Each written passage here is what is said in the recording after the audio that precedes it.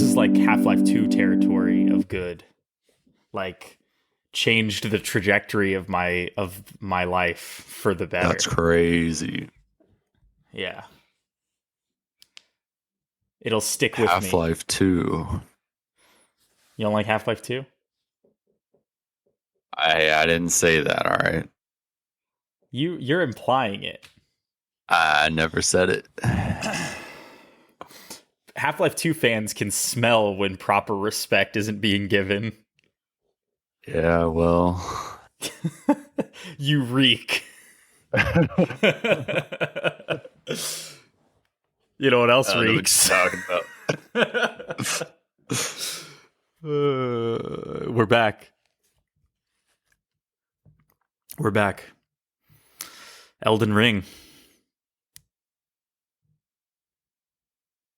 You've been playing it? You've been going back to it at Yeah. all? Okay. Yeah, I Okay. played a All lot. right. Okay.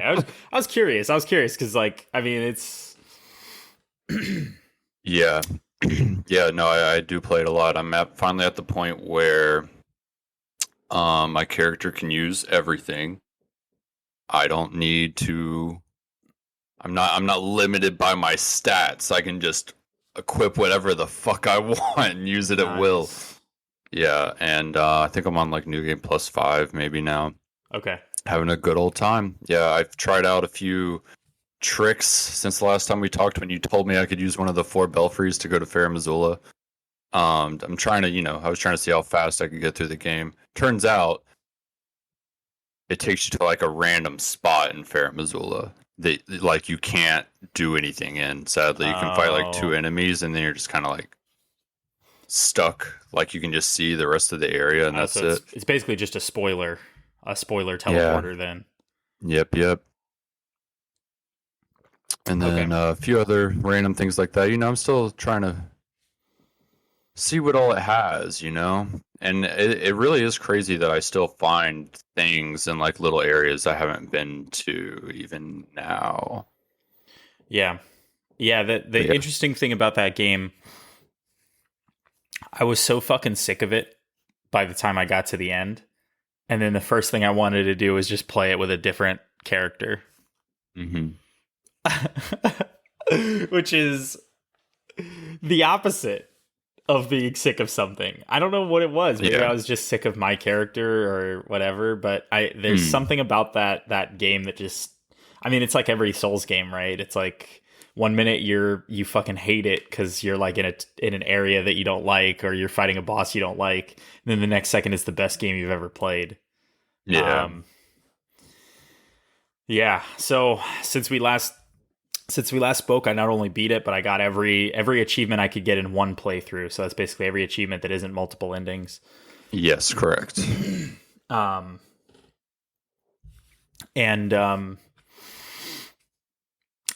I mean that game. We're gonna talk pretty openly now about it. We're not gonna be coy about spoilers or any kind of in-game areas. So be warned there, I guess. But Elden Ring is both the best and worst From Software game at the same time, in my opinion. Which puts it probably realistically more somewhere in the middle of the pack. But I think it has some of the absolute best moments in any From Software game. Um, Getting to, I think we could just say this. It has probably the highest number of hidden areas for sure, right? Like there was I guess, yeah, I guess it does. there was like some stuff that I really needed to I got pretty much where I was like, all right, this is the point of no return. I'm gonna start looking some stuff up. I could not get to fucking Moog's place without help. Oh, Um, interesting. Yeah. because I don't invade, so I guess that's part of it. But Yeah, that's interesting. That's funny that you mentioned that. Because I got there like kind of earlier in my experience somehow. I don't remember where you find barn, I want to say his name was. Yeah, Vare. Vare. Okay. Yeah, wherever you find him, other than at the very, very beginning, I don't even remember where that is, but I found him there Yeah, like pretty early and then kind of did what he wanted yeah, until until I got to Moog's, and then I was like, okay, well, I don't know what's going on here. yeah. Yeah, see, that's what's kind of funny is like I avoid the PvP of these games until at least New Game Plus or like Mm, a repeat playthrough. yeah. So I like, yeah, you meet him in Liurnia at the church um Okay. there, and I think you get invaded by an NPC there also. Um and yeah, like bumped into him. He was like, "Hey, here, use these fucking sick ass fingers to go do some like, you know, crotch chopping emotes at play other players." And I was like, "I think I'm good on that." And yeah, apparently, I guess if you do enough of those, he just sends you there, right? Um, Yeah, and I looked it up as well. You can just do the invasion and then immediately kill yourself, and yeah, it'll trigger for the quest reward, which is cool. yeah, yeah. See, I I wasn't looking anything up at that point in time, so I kind of just went Yeah. on my merry way. But um, the only other way to get there is from a waygate that's in like the frozen Consecrated snow area. ground. Yeah. Exactly. The hidden one. Yeah.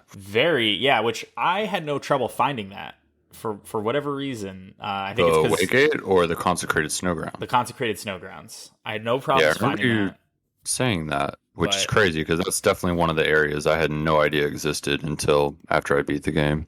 yeah, there was something about Latenna, her story where you got to get both sides of the Yeah. medallion, all that stuff. It just really stuck in my head. So I ended up there, but I did not find the Waygate without looking it up later. And shit's nuts, man. It's crazy. Yeah, all these fucking hidden areas, Yeah. they're all pretty good. Also, I thought the Halig tree was actually pretty cool. Um, Yeah, I liked it a lot. It was just I don't remember what I said about it last week. I think I said it was like pure hell or something, but it's just a huge ramp in difficulty compared to the rest of the game in terms of like damage numbers and stuff, yeah, even from like the littler enemies. So that was just kind of jarring to me, but the area itself, start to finish, I was really into. That was a yeah. cool. Yeah. I think that's kind of like my big thing with Elden Ring as a game. My big problem, I guess, with it is that the difficulty is so inconsistent.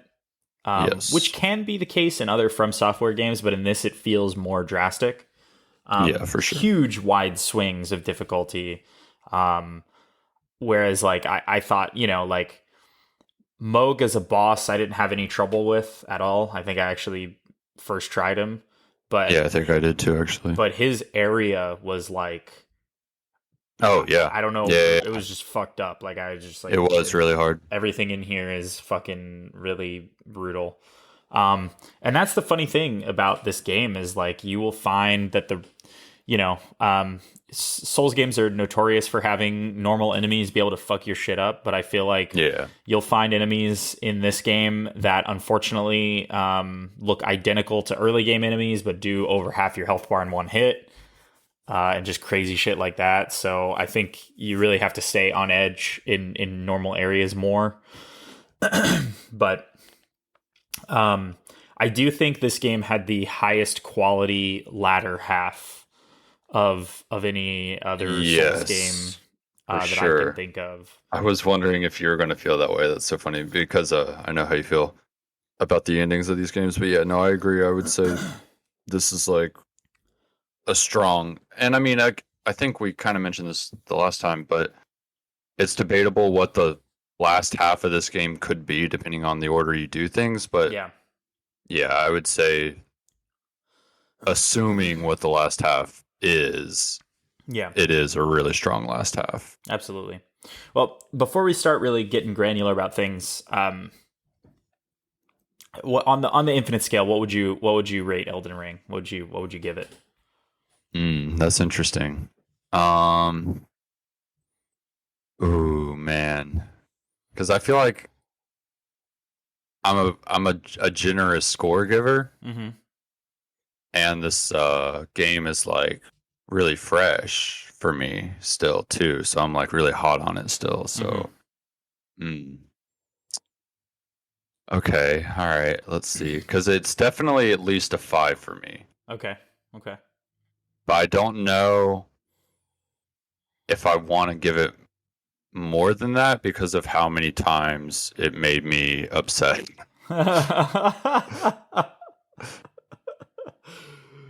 But it's an upsetting game. it's a score I want to come back to once I've like marinated in the sauce of this game a little more. Okay. Maybe I'll want to bring it back down a little bit because I'll be like, Yeah.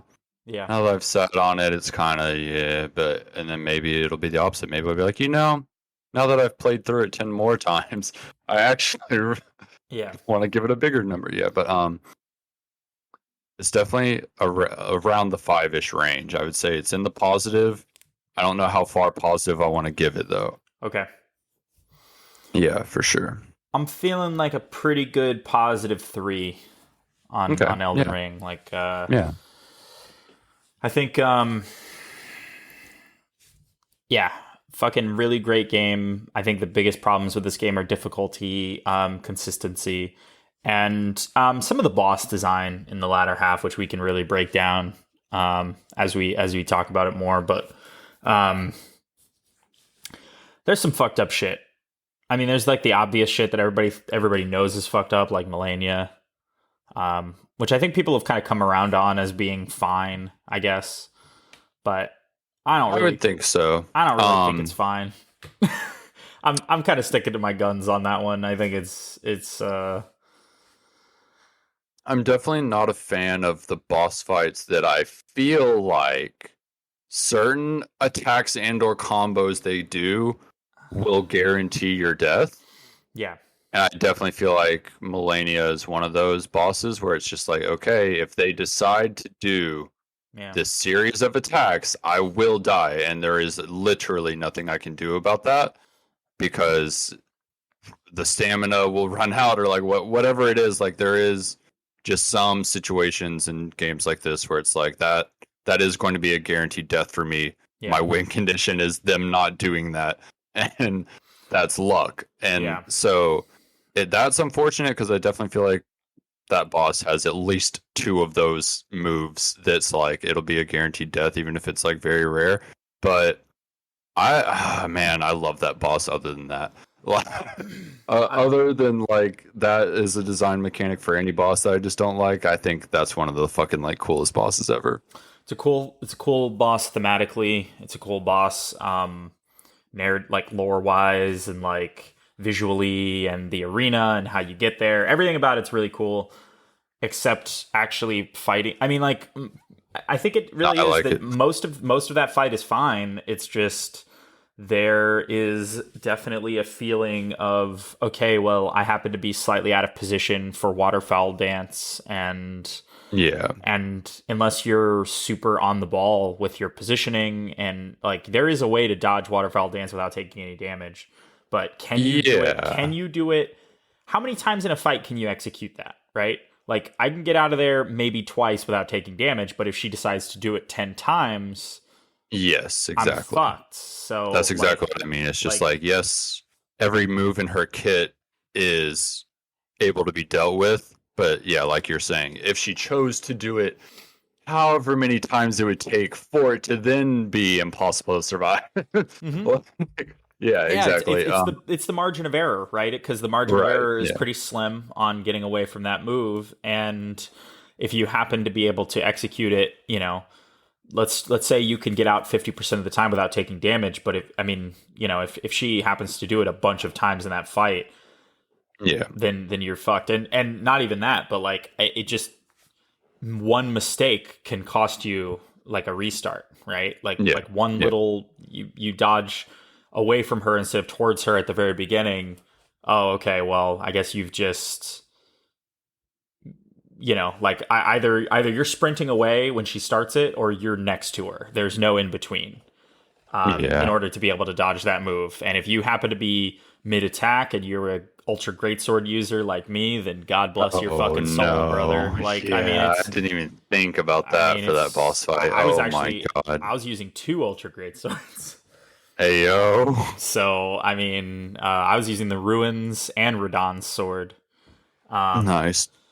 Gotta go for that jumping heavy swing, bro. Yeah, I ended up doing that, certainly. Oh yeah. I mean, like, it's such a meme how good that move is.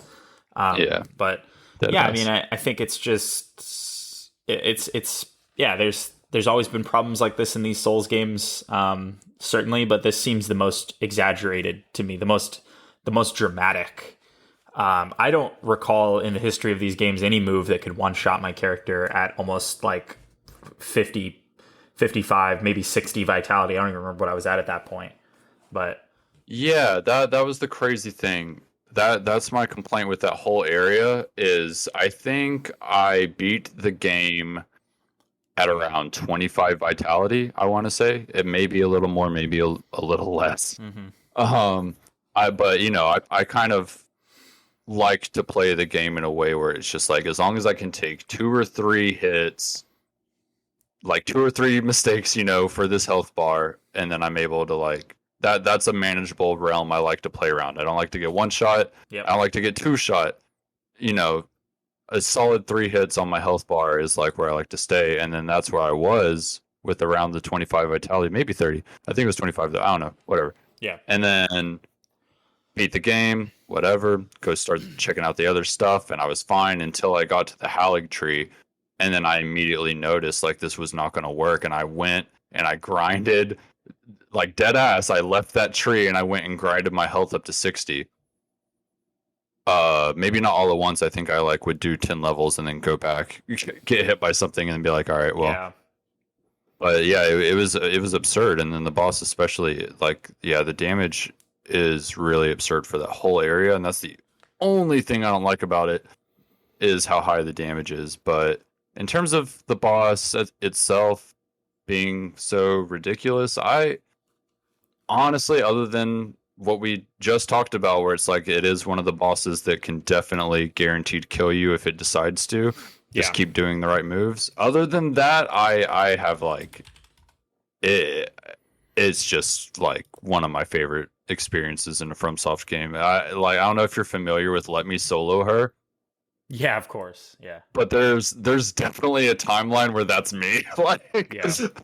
I love fighting this boss, and the only reason I don't haven't done it more is because I have to go through the whole fucking tree again to get there. Yeah. Like, and that's just exhausting more than anything. Like, that would just be so much effort. Once you kind of know where to go,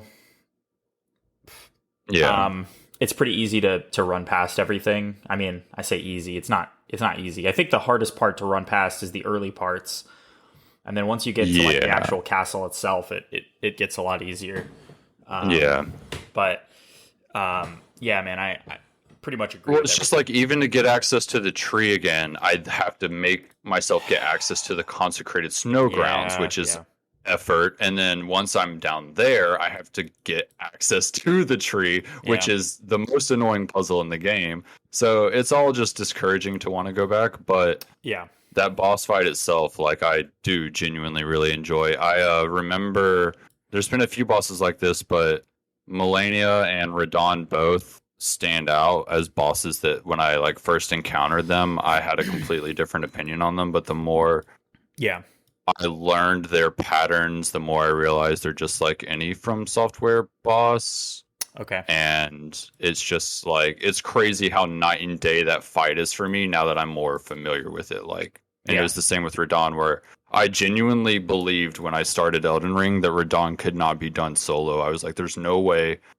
I would love to see a YouTube video of someone doing the solo, like, is the type of shit I was saying. Like, I was so just like, my mind was blown that they had a boss like that. And then, 10 attempts later from helping friends, and it's like, I don't know if I told you this story or if it was somebody else, but I was helping my buddy that was stuck on Radahn, and I was like, all right, I just want to try something. I'm going to run, like, get closest to him first. You do whatever you want, but don't get close. I want to like pull full aggro the whole time, or until he does the second phase where he starts like the meteor thing. Yeah, And yeah. that's exactly what we did. And then I've like, because I needed to prove to myself that it could be done, because I was so convinced that that boss like couldn't, like it just couldn't be done. But yeah, I was just like, I need to see, I need to know if I've like come far enough now. And yeah, it was the same thing with like Melania. I was like, after however many attempts of like helping people, it's just like Yeah. a completely different fight and way more fun. I could do his first phase without taking any damage. Yeah. But there was something about his. I mean, and I think it was just at that point in my build, I was a glass cannon. I was already wielding a great sword, ultra great sword, and was like super strong, but didn't have a lot of vitality. So his falling from from outer space move could one shot me, which was really really frustrating. I think it always does, unless you would have had like an absurd amount of vitality. I've only seen it one shot, which is crazy because I'm not sure how to avoid it. Yeah, you basically, I mean, the way I found to avoid it is just jumping on your horse and running away. Like as soon as you see it, just like call your horse and start. I've always summoned the spirits for that fight, just because the whole festival concept of it. I was just like, I've never even thought about not summoning the spirits, just because it was always fun to do so, even though they literally immediately die and are not any use. Yeah. I didn't even think about getting on the fucking horse for that fight. I'm such an idiot. Wow. Yeah, I mean, I ended up summoning the spirits in my attempt where I actually got through it, but I fought him a few times just solo, and I found it to not really be fun enough to justify doing that. So no, I agree. I don't think that fight is actually very good, personally. I mean, let me say this. Let me say this. It's a good fight if you do it the way that they've clearly laid out, where you summon everybody and you all charge him, and it's cool. It's like a spectacle. Yeah, and exactly. I do think that's the intention, and that kind of is what it is, that they like push you in that position, I guess. But if you're like me and you like soloing these things, I think that fight is actually kind of a slog, because just how, I don't know, how huge he is, how hard it is to see his moves, the fucking falling from space move. There's just a lot of little things. It's kind of like Melania in that way, where it's like early in the game, he's like doing so much damage to you. It wasn't my favorite, but it's visually really cool. And I think what happens after you fight him, where the world it fucking implodes, is pretty neat. It was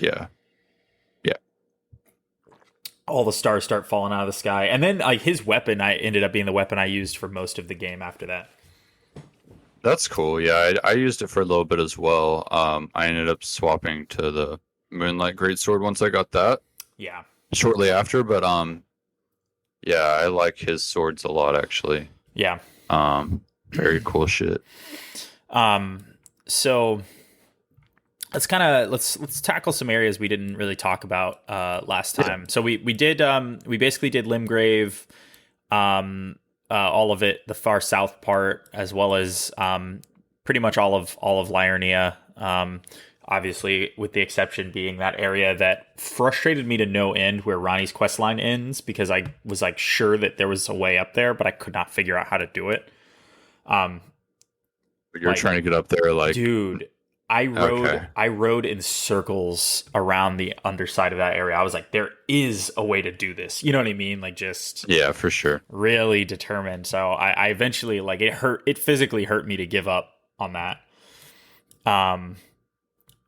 But what'd you think about, speaking of Ronnie's stuff? We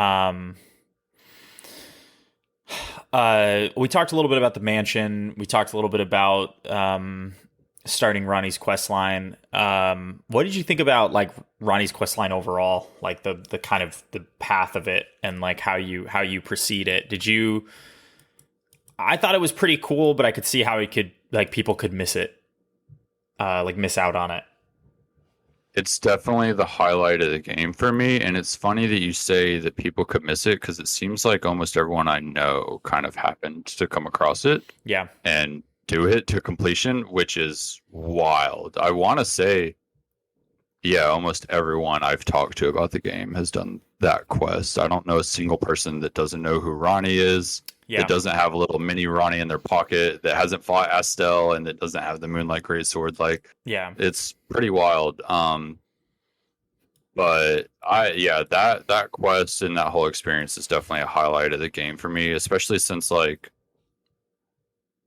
Astel design wise is definitely one of the cooler things as well. And then Yeah. Moonlight Greatsword is always going to be like a special thing in my heart in FromSoft games. Ronnie is just a fucking cool character. Yeah. The stuff with Blythe, the stuff just lore wise surrounding Ronnie is fucking insane. Like there's so much to unpack there. Yeah. And then you get, I would say, probably the coolest ending out of it too. So yeah, I really like going through. I mean, like it's funny if you don't want to see Ronnie's questline through to completion, you can skip like 90% of the underground, which is so fascinating to me. The underground, like Siafra and the Deep Root Depths, Ainsel River, all that stuff. Like you don't even really have to do any of that. I feel like no, definitely not. That's super super optional. I'm like trying to think if there is any mandatory underground stuff. No, not that I can think of. Yeah, it's kind of crazy how that huge section of the game is entirely optional. Yes, but that's what I mean by the number of hidden areas. So like, so I mean, you've got like. What in Siafra River you have Moog's area, which I didn't get to without looking it up, and then you've got like the actual river itself. But then there's like those broken floating pieces that you can get to if you're paying attention that are not part of the main path. Then you progress Ronnie's quest line. It takes you into the depths where the fucking bugs are. Yeah, which is crazy. Which is funny. I don't remember how now because it was so long ago, but I found a way there that wasn't Ronnie's quest. Yeah. I can't remember now, but I remember when I ended up like finishing up Ronnie's quest or whatever, it takes you back there and I'm like, wait, what? No. Yeah. Not here. There's man, I'm trying to recall as well, but it's pretty cool. Like, is it something to do with one of the trees? Let's see. I genuinely don't remember. It's the underground stuff is kind of a blur for me. So it's accessed by resting in a coffin after defeating the gargoyles, which is how I got there in the Siafra Aqueduct, or alternatively through a hidden passage near the Frenzy Flame Grace in the subterranean shunning grounds. That sounds like what I must have done. Yeah. So I agree with you. I had done it the other way, and then there's like a little hidden wall, I think, near the door that reveals the three fingers. That you could go through, and it'll take you down there as well. So, that was a pretty mind blowing moment. Yeah, Ronnie's questline seems to be the most well-designed questline of the entire game, in my opinion. Having now seen everything, I mean, that and Fia's questline, definitely Fia/D, I guess, gets the most attention, like the most content devoted to it. But it's definitely the best. I even really didn't hate like the fucking... I don't even know what you would call it.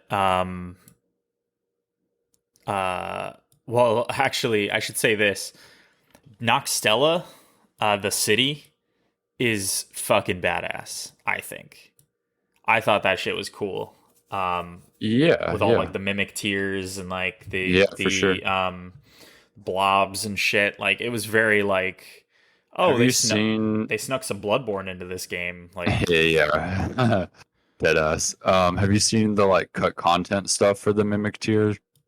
I think so, yeah, where it actually had like voice lines and a quest line and all that stuff. Yeah, that all seemed super interesting. I kind of wish that would have all tied in and been in that Yeah, yeah. It would have been Because nice if they'd I included. agree is really cool. So if it would have like had even greater weight to me being there, that would have been awesome. Yeah, yeah. I mean, the visual like vastness of the underground was just jaw dropping, and every Yeah. area in it was just interesting. Even if the enemies weren't always that fun, I didn't think the bugs were that fun to fight. They were kind of gross. No.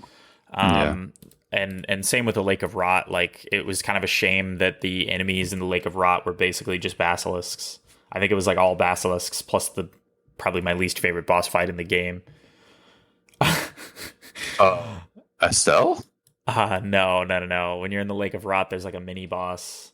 Oh It's yeah, like I'll the be honest. dragon. That Lake of Rot, I saw where I needed to go and I fucking like quick stepped my ass across that Really? shit. I hate poison swamps and or any equivalent to it. Like it's Yeah. not like to the point of frustration. Like it doesn't like I don't get angry when I have to deal with it type thing, but it's definitely like a I'm not going to do this to Okay. myself type thing. Like I'm just going to beeline it to the direction I'm going. Everything that happens behind me is going to chase me the whole way, and I'll die as soon as I hit the bonfire if I have to. But I will not put Yeah. myself through what that Lake of Rot appeared to be.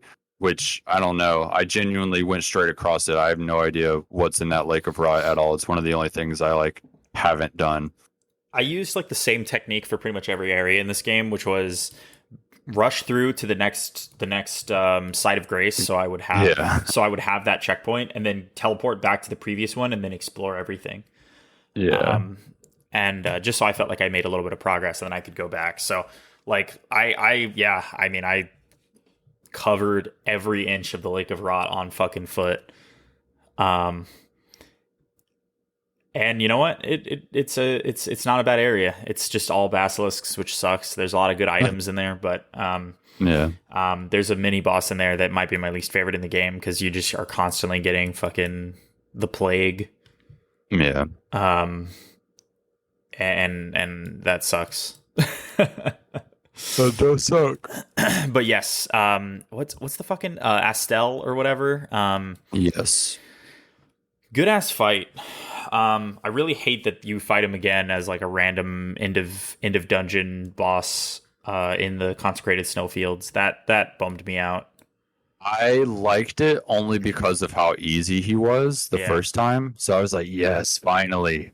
yeah, He's leveled up. But other than that, I agree. I was like, damn, this was such a cool boss design for them to just throw in this dungeon. And as well as like a few other random caves and shit throughout the game as just like an enemy in the cave that you like can kill. I don't know. It's super. I don't know if you know what I'm talking about. There's I yeah, think yeah, three different instances where he's kind of like a spirit in a cave yeah. just hanging out. He's like a turret. He just shoots at you. Yeah, and I'm Yeah, just like, okay, that kind of like takes away from the nebulous thing that this kind of creature was if I can just yeah. shoot arrows at it and kill it in 10 seconds in this cave. I don't know. It was weird, but ignoring all that stuff, I was okay that he was in that dungeon at the end. I was going to bring that up actually because yeah, I was just happy to fight like a stronger version of him with a few different moves. Yeah, But yeah, ultimately I kind of wish like Ronnie's quest maybe would have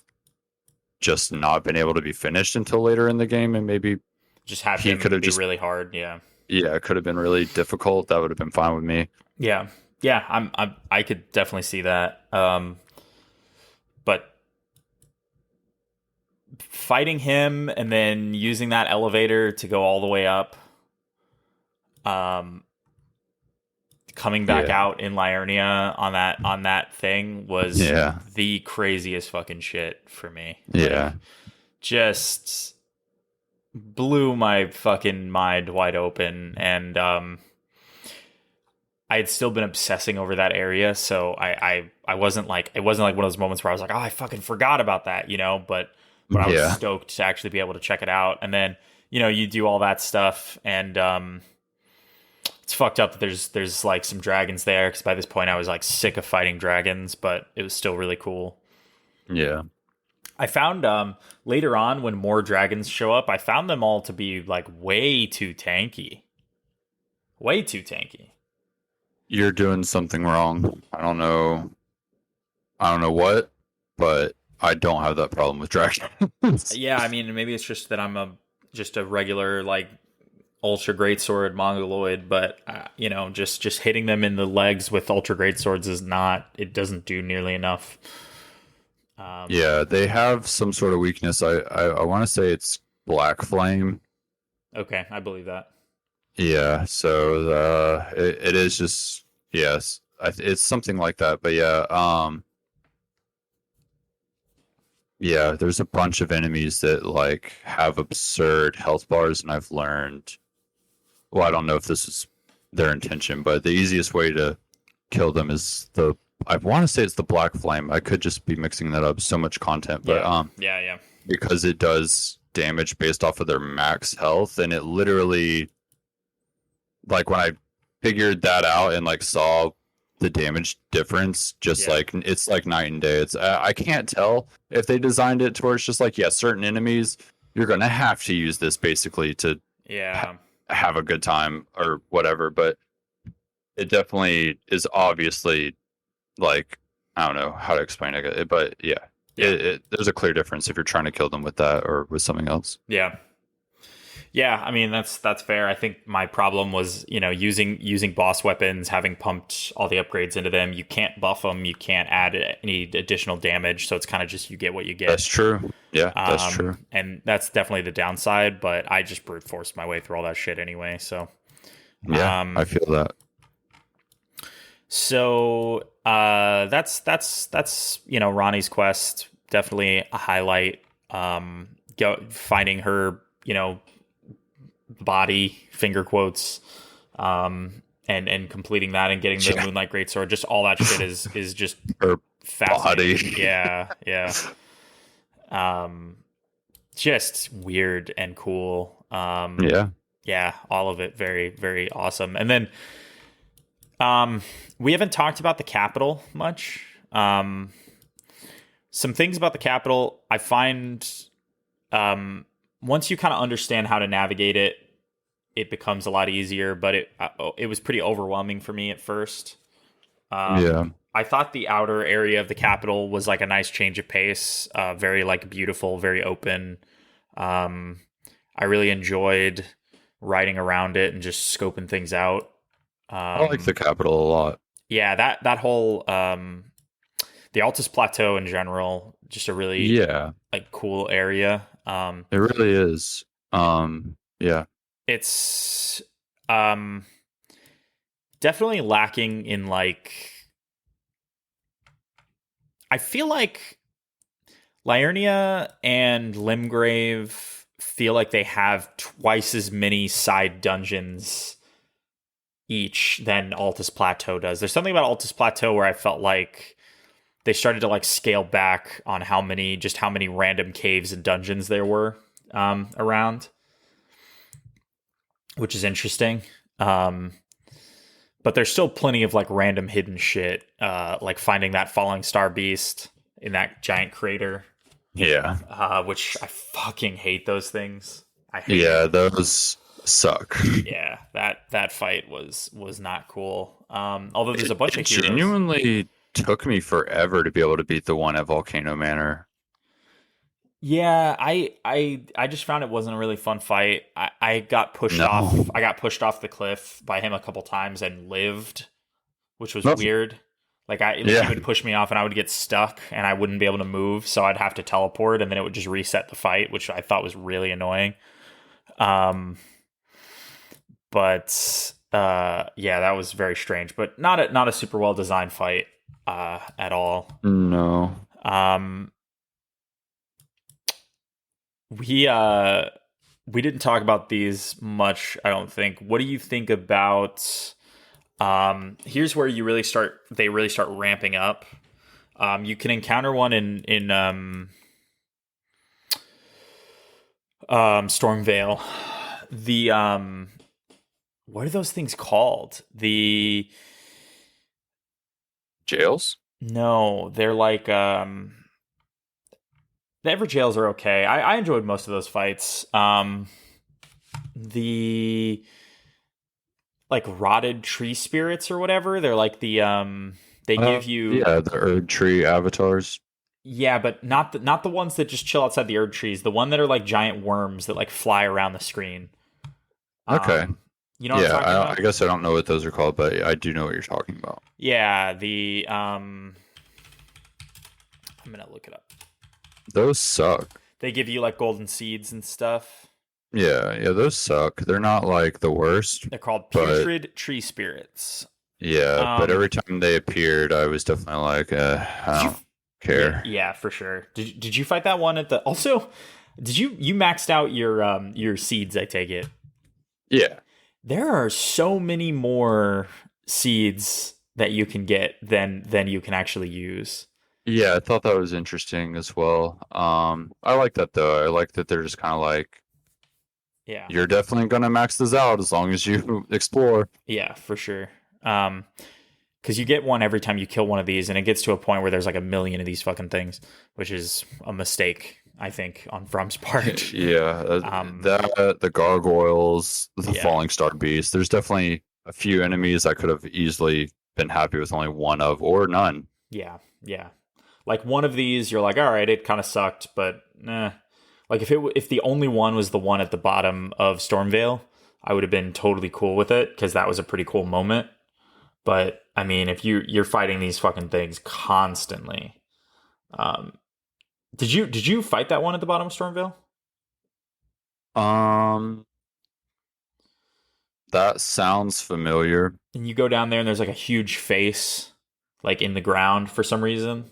It's really weird and creepy. Okay, that sounds way less familiar. And it looks Maybe I like it's didn't. and it looks like it's like part of the Erd tree roots or something. Like it's really weird. I It's don't like remember seeing a giant it's like an face. I could have just, unsolved mystery. Um, huh? Yeah, I'll have to look uh, into that. I don't know if I did that. Let me see. I could pull it up for you. Just maybe it'll jog your memory if you see it. Yeah. It's really strange, and what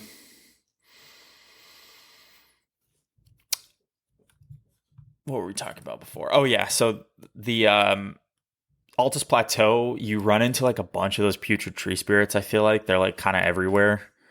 Um, there's like one in the capital, right?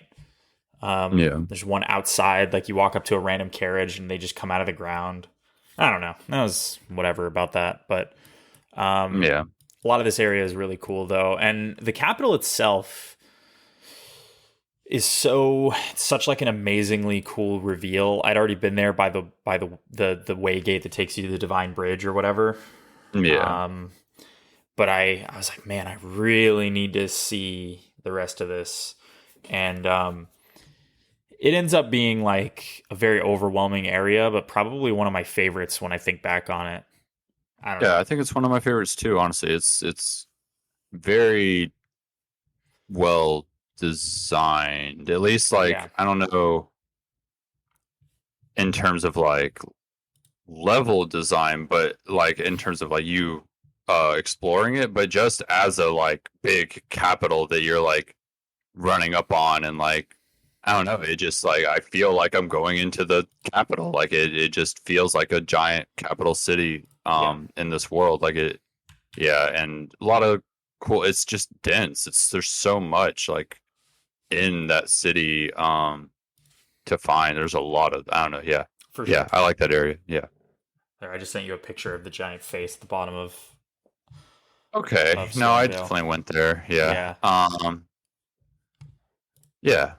just weird ass shit, man. And like, I don't know. You could come up with a bunch of explanations, but it's still strange Yeah. because there's nothing else quite like it, you know. Yeah, for sure. But yeah, as far as bosses, in Altus, what'd you think? Did you like you gotta get you kind of get a pre taste of Moog, um, in the bottom of the sewers. What else? Yeah. I did that after I fought Moog, so that was fun. Oh, that's hilarious. Yeah. Yeah. I obliterated this Moog spirit. Like he had Yeah, no he was chance. pathetic. Yeah, I did him before, so and I was pretty strong at that point. Yeah, You get the pre Godfrey taste, right, when he's a ghost. yeah. Um,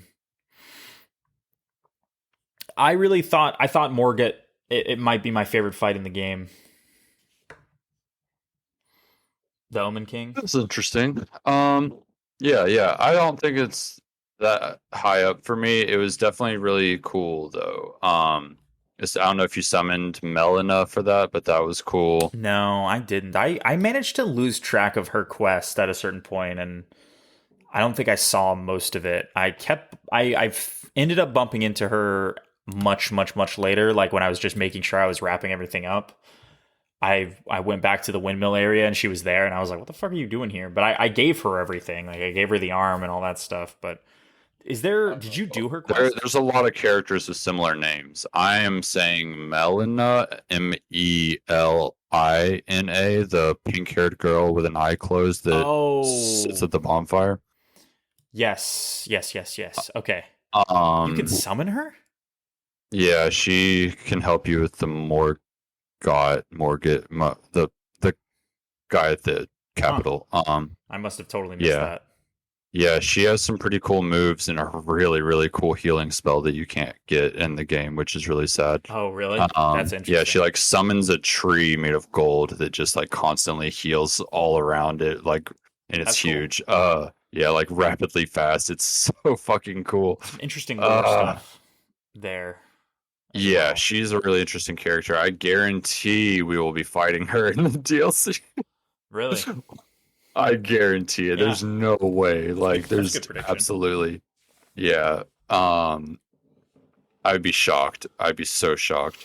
Yeah. But yeah, there's a lot of crazy stuff with her going on. I think Yeah, I kind it'd be of interesting to see. Hmm? I wish she'd taken a more active role in a lot of the story stuff, because she kind of fell to the back of my Yeah, mind a lot in that game. Like I would forget about her until I would rest at a site of grace, and then it would be like, talk to Melina, and I'd be like, who? Oh yeah. yeah, So yeah. I it agree. made the sacrifice with her much less like meaningful, Oh, for sure. I That think. didn't mean anything to me. Yeah.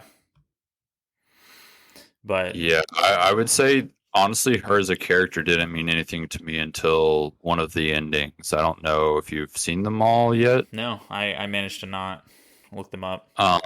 Yeah, yeah. They're basically mostly the same other than Ronnie's ending and then the Three Dung Eater. Fingers ending. Dung Eater doesn't have a unique ending. He doesn't? No. A lot of people have a unique ending, but it's like literally the same cutscene with a different like they Mass Effect 3. Oh, like different voiceover? I don't even know if they have different voiceover. They just definitely have different like shades of color going on. That sucks. Like, yeah, it's quite literally the exact same cutscene though. The dialogue could be different. I don't Okay. remember. Okay. But yeah, other than like the five endings that have the exact same cutscene, there's then the Ronnie one and then the Three Fingers like Frenzied Flame one, Okay. and that one has a little bit of Melina in it that has some crazy implications that Yeah, I don't know. Yeah, we'll see. But there's definitely more with that character than we've seen so far. That definitely. I imagine the DLC is definitely Very, going to. very mysterious. I don't remember who floated this theory, but the idea that they're one of like America's other children seems pretty obvious, and I think that's probably true. That yeah, Um, that is true. yeah. That's definitely confirmed. Like in-game text, and Oh, then in really? the game's files as well. Her Okay. code is literally Daughter of America. Oh, okay. Okay, got it. But yeah, there's game text and item descriptions and stuff that I think directly confirm that, if not just imply it heavily Yeah. enough to where it's obvious. But yeah, Um, that's another thing. Okay, so I know we're talking about the game mostly, but in terms of the lore and like America, Radagon, all their kids, like how familiar with you or with that are you? I mean, I get the gist of it. There's probably some details that I'm missing. Why do you ask? Oh, I just love it. I Yeah. like. I mean, FromSoft lore is always fun to like kind of take an interest in and like read about and stuff like that. But yeah, this game more than any of the others, like while actively playing it, I was like thinking of the lore of like stuff going on with characters I meet. I would like names, even though it's funny because there's a lot of very similar names in this one. Like Yeah. names stood out to me a lot in this though for some reason. Like anytime, like when I met Renala, for instance, I had already heard or read that name a few times somewhere else. So like when I finally got to the end of Raya Lucaria and it's like, oh, that's Yeah. who's here. Like that's this game won't fucking shut up about Renala. Like holy shit. Yeah. Yeah. Like They definitely do a better job of like keeping you engaged with the lore throughout than some of the other ones. Like Dark yeah, Souls, I think I'd say Dark Souls so. 1, 2, and 3, you can have an experience in those games where you learn almost nothing about the lore just by playing it. You know what I mean? If you're not really paying attention. This one, Yeah, they kind of slam you in the face with a lot. It's also the deepest lore they've probably ever done. So, or at least the most, not the yeah, deepest, but like the most fleshed out. yeah, for sure. But I, there were a lot of things I lost track of throughout this game. I never found Gold Mask after the bridge. Like, Yeah, Gold Mask. Yeah, there's stuff that I'm definitely missing that I need to read up on, that I just haven't engaged with yet. But I really like the lore. I like how familial it is, like how like infighting, just very petty shit. I think it's really cool. It also, hmm I mean, I think I've heard other people say this. It's very much George R. R. Martin's like writing style, which I never read any of the Game of Thrones books, but knowing what I know about, or I think I read the first one, but knowing what I know about like the show, yeah, that definitely seems to be true. Like he just really likes the inner familial politics stuff. So yeah, I for could sure. see his influence there. But How do yeah, you feel about the theory that George R. R. Martin, lore wise, all the fingers are supposed to be penises, but FromSoft changed it? I haven't heard that, but that probably isn't true. You sure? Yeah, I mean, I think there's like he has No, a we he don't have has to like a unpack this. what's that? He has like a finger obsession. Like Oh, even in really? yeah, like even in like the Game of Thrones stuff, there's like Littlefinger and like I could see this being like a just a that's how he wrote it. Especially because like the way that they talk about the fingers, like it makes sense as them being like instruments of the hand, right? Like instruments of like a larger power. It's just funny how literal it is. So if that Yes. was originally supposed to be something different, I'd be super disappointed No, because I think the no. It probably was fingers. I was referencing a joke, because there's a lot of penis in Game of Thrones. oh yeah, I mean there's a lot of penis in this too if you really think about it. You know, you're not wrong. I mean, Let's get more penis in media. the Am I right? putrid the putrid tree avatar, putrid tree spirits, whatever those fucking they're actually just infected dicks. It makes They're the sense. infected dropped off penises of the Erd trees. You know, the other things that the Erdtree avatars kind of look like, um, you know, they, yeah, maybe there's something to unpack there, Yeah, but yeah, I'm yeah. gonna leave that alone. Yeah. We can leave that up to the viewer's imagination. Right? Yeah. Um, listener, viewer, whatever. You get the idea. View and listen. Altus Plateau. I liked Mount Gelmir. Yeah, yeah. It It was was cool. fine until the monster guarding Volcano Manor. The monster. Oh, yes. The falling star beast. Yes. Yeah. Yeah. That was fucking highly terrible. But Yeah, I I like liked the that. area of the mountain itself. Like it was very. I don't know. It was navigating it was like interesting and like both visually and gameplay wise. Yeah. Enemy variety obviously not huge. Like it's basically just beefed up versions of people you've already fought. But I thought it was fun to get through. Yeah, I had a hell of a time finding out how to like get to Volcano Manor. yeah, that was a struggle for me. What'd you think of the manor? Were you a fan?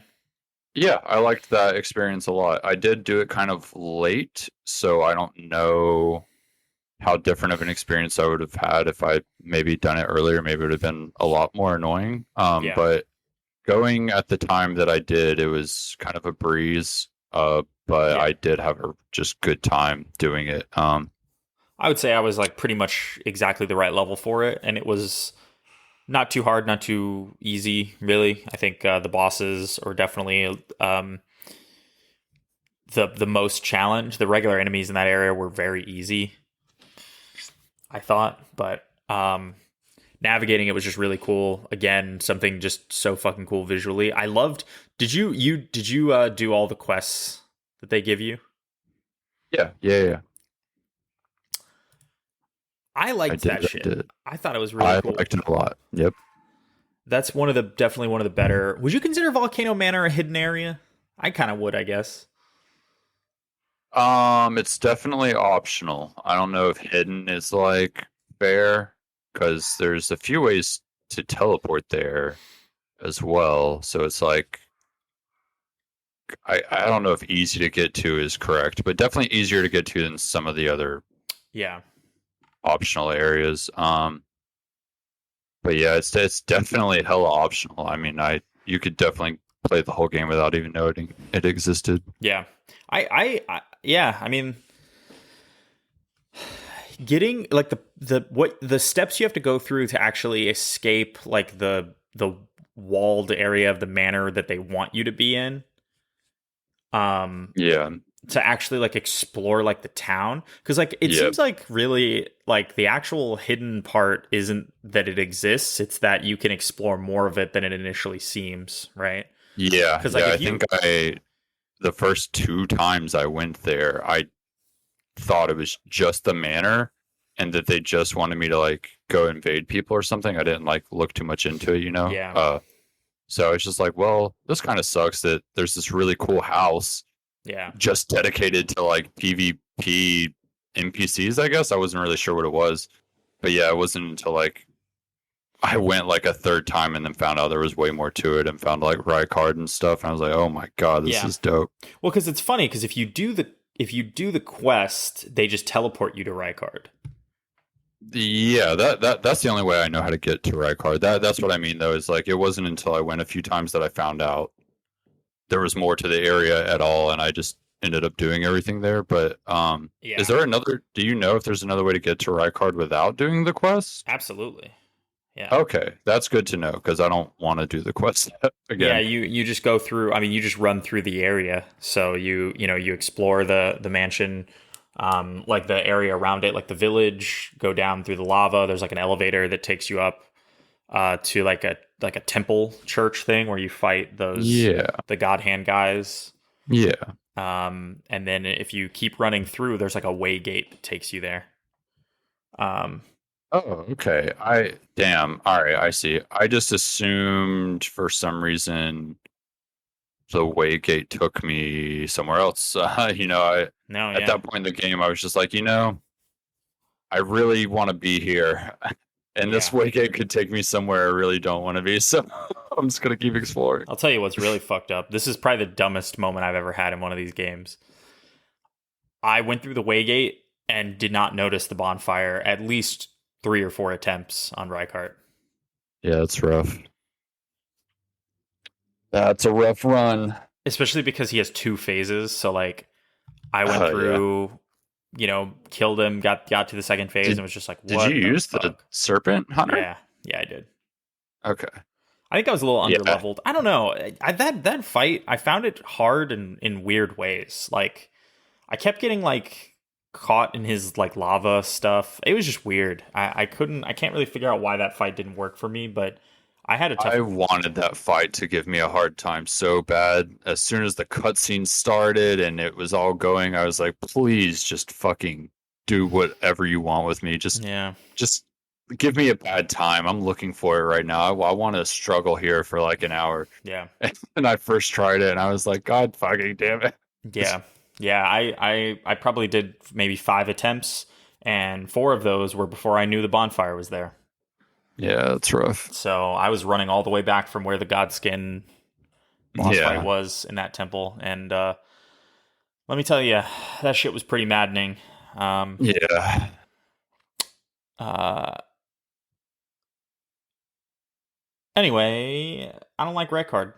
So, um, You don't want to devour the gods. he's yeah, just what a weird. I don't know. Yeah, that I that cutscene like makes me yeah. uncomfortable, even though I kind of Yeah, like it. his face is all fucked up. Yeah, that whole situation. It's really cool. It's a cool reveal, but Yeah, that yeah, fight really let me down for sure. I mean, it's a worse version of the Storm King from Demon Souls. In yeah. my opinion. 100%. I wish it just would have been a normal fight. I'm Agreed. tired of them like reusing these gimmicks for the sake of, I don't know, from software flavor. I guess I don't really Yeah, know, yeah, but it definitely doesn't need to be a thing. Like they can bring back the Moonlight Greatsword, and that doesn't ruin anything for me. But yeah, yeah, walking into a boss room and picking up the fucking Serpent Hunter and immediately knowing what that's like about, I don't know. yeah. Yeah, that sucked. I'm tired of that. But Absolutely, I agree. I mean, I like that they do these callbacks, but I just wish if they wanted to do them, they wouldn't put such I don't know, narrative weight on this fight if it's just going to be this, right? yeah, 100%. Yeah. Exactly, for sure. Did you do the Shaded Castle? Did you find that pretty early, or the little poison castle that's in the Altus Plateau? I did actually. I found that really early, Yeah, and then I feel like I had to go back to it for something later, but I don't remember what now. But yeah, I found that pretty early. yeah. You Cleared get that out. Melania's prosthetic there, and then you Okay. give it to her sister. What's her sister's name? Millicent? Sure, I believe Yeah, you. that was a guess, but I Could want to be say it's Millicent. you could be making that up completely, and I would have no idea. Yeah. Yeah. Um, Are you? I think we accidentally talked about it earlier, but are you familiar with her quest? Yes. So I mean, I didn't read it afterwards. So I found everything I needed to give to her that I know of. I gave her the arm. I gave her the needle. It starts off with the needle. You give her the arm. And then is there like a weapon? I can't even fucking remember. But you There's keep. a few give and takes there. I I forget, I but bumped into her a few times, and then the next time I saw her, she was just a flower, and I was like, all right, well, that was it. That was all I got out of it. And I was like, okay, thanks.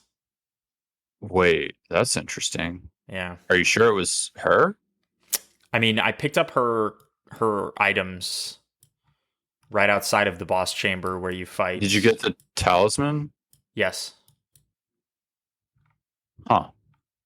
right outside of Melania is like a bloomed flower that looks just like Melania's flower. Yeah, that's. I thought that was someone else because okay, so I'm just gonna say this, sorry, Yeah. but her quest ends with you either choosing to help her or choosing to kill her. Okay. Did you do one of those things? No, I never found her again. Okay, then you definitely. I don't know if that was her flower then, because when you end her quest line, she becomes a flower, and it's not that flower that you're talking about. I know exactly which one you're Oh, talking about. okay. I Okay. don't know who that is, yeah, but yeah. So I want to say you could probably still do that because I didn't even do her quest until after I beat the game, so it should still be completable Okay. unless defeating that Melania. area. Yeah, maybe Yeah. defeating the Hal. No, because I defeated Melania already as well when I finally did that quest. Okay, so yeah, I don't know what the like ruin Yeah. conditions for that quest could be, but Yeah. you get two potential rewards depending on which thing you choose to do, help her or kill her. Mm-hmm. And they're completely different and they're both a pretty good talisman. So that's unfortunate, but just a heads up on that, I guess there is a unique reward for both options. Interesting. Okay. I guess that's not Yeah. required for the talisman achievement, but Yeah, No, only legendary talismans are required for that achievement. got it. Okay, okay, Yeah. interesting. I'll have to look into that then, because I definitely missed that. I missed all of Gold Mask's quest. Yeah, I completely missed Gold Mask's quest as well. Other than, well, did you meet him at least? Yeah, I met him. Okay, yeah, I met him the one time, and maybe he moved once as well, and I like saw him there. But Yeah. after that, I have no idea where he went or what happened. I just found his mask on the ground somewhere, very random and not Oh, really? safe. So he's I definitely dead. Yeah, but I don't know Okay. why or how. Yeah, I never found his. yeah, it's in a pretty random spot that's like it's literally not a spot you would ever go, but Okay, if you where happened was to it? drop down there, you know where you find him in uh Altus, Yeah, by the like bridge. in yeah, so from the bridge he'll teleport across the bridge. Uh huh. After that, there's like a drop down from there that you would never do, is the best way I can like Oh, phrase it. okay. You would just never be like, I'm gonna go this way and choose to drop down here to go this direct. Like you just wouldn't do it. But if you do decide to do it, his mask is there by Okay. the bridge on like this weird drop down. I Man, don't know good for how him. better to explain it, but yeah, I never I found guess that if you guy again who wanted to be his pupil either. I never re-ran into him. So, oh, they're like right beside each other. okay. That bridge that we just referenced, the dude is like there looking for Gold Mask, and then if you see Gold Mask there, you can be like, "Dude, he's right there, you fucking idiot!" And That's he's like, "Oh shit, hilarious. That's that's hilarious. him!" Yeah, and then they meet up, and I don't know what happens after that because death. Yeah. Yeah. Yeah, the Gold Mask quest is one I'm very interested to like pursue because he's one of the more unknowns of the lore for me, and he's in Okay. the opening cutscene, so he's got to be kind of cool, right? Gold Mask has Yeah. to have something going on. I literally don't know anything about him. I don't know what his deal is, what his goals are, if he's related to somebody. Like I don't know anything about Gold Mask. Yeah. Yeah. I'm getting to the point where I'm just like, I'm just gonna look this shit up. Yeah. Um, what'd you think about Dung Eater? um. I kind of wanted to do his quest, but Yeah. getting all the seedbed curses sucks. So Yeah. I I guess did. that's ultimately how I feel. Oh, really? I did end up doing it. Yeah, I mean, I got everything, but I couldn't get the ending because I'd already beaten the game by that point. So, but the Yeah. last seedbed curse, it turns out I needed was in fucking Melania's Halig tree, and I was never gonna fucking find it there before beating the game. So, but Yeah. True. um, Yeah, I but didn't yeah, do his quest. So I guess for me, he's just like the funniest moment in the opening cutscene, as well as the most like piece of shit character in the game. yeah, hard to get to. He Yeah, yeah, he's just kind of an asshole. That has a cool sword and some really heavy armor. yeah. Well, I mean, finishing his quest kills him, so that's kind of funny. That is funny. Like you give him all the curses back, and he like comes violently until he dies. Okay, I'm kind of Yeah, into that. it's pretty interesting. So that's definitely Yeah. George R. R. Martin wrote that for sure. All right. All right. Oh yeah. Um, but yeah. And then I actually didn't mind the sewers very much. I thought it was fine. I didn't like them, but they. I just didn't like them. I guess it's definitely not like a huge negative for me in the game Yeah, that I think about or anything, yeah, but yeah, I just it seems a little bit like, and I can't even think exactly what area it reminds me of, but I just feel like I had done it all before. yeah, for sure. Like a little too verbatim. Like it just felt like another Dark Souls game I was playing, and I wanted to go back to playing Elden Ring, but here I am in whatever Souls game that was. I don't know. It just felt a little too familiar for me in a bad way. Yeah, it reminded me of a lot of the under like kind of like early sewers ish areas in Bloodborne for sure. Yeah, I think that is what it Jumping is. Yeah. around and yeah. But I just the little fuckers, the little gargoyle fuckers that make you bleed are annoying for sure. Hard to hit. Yeah, Hard to they hit are. with an ultra great sword. Um, Yeah. but let alone two of them. Um,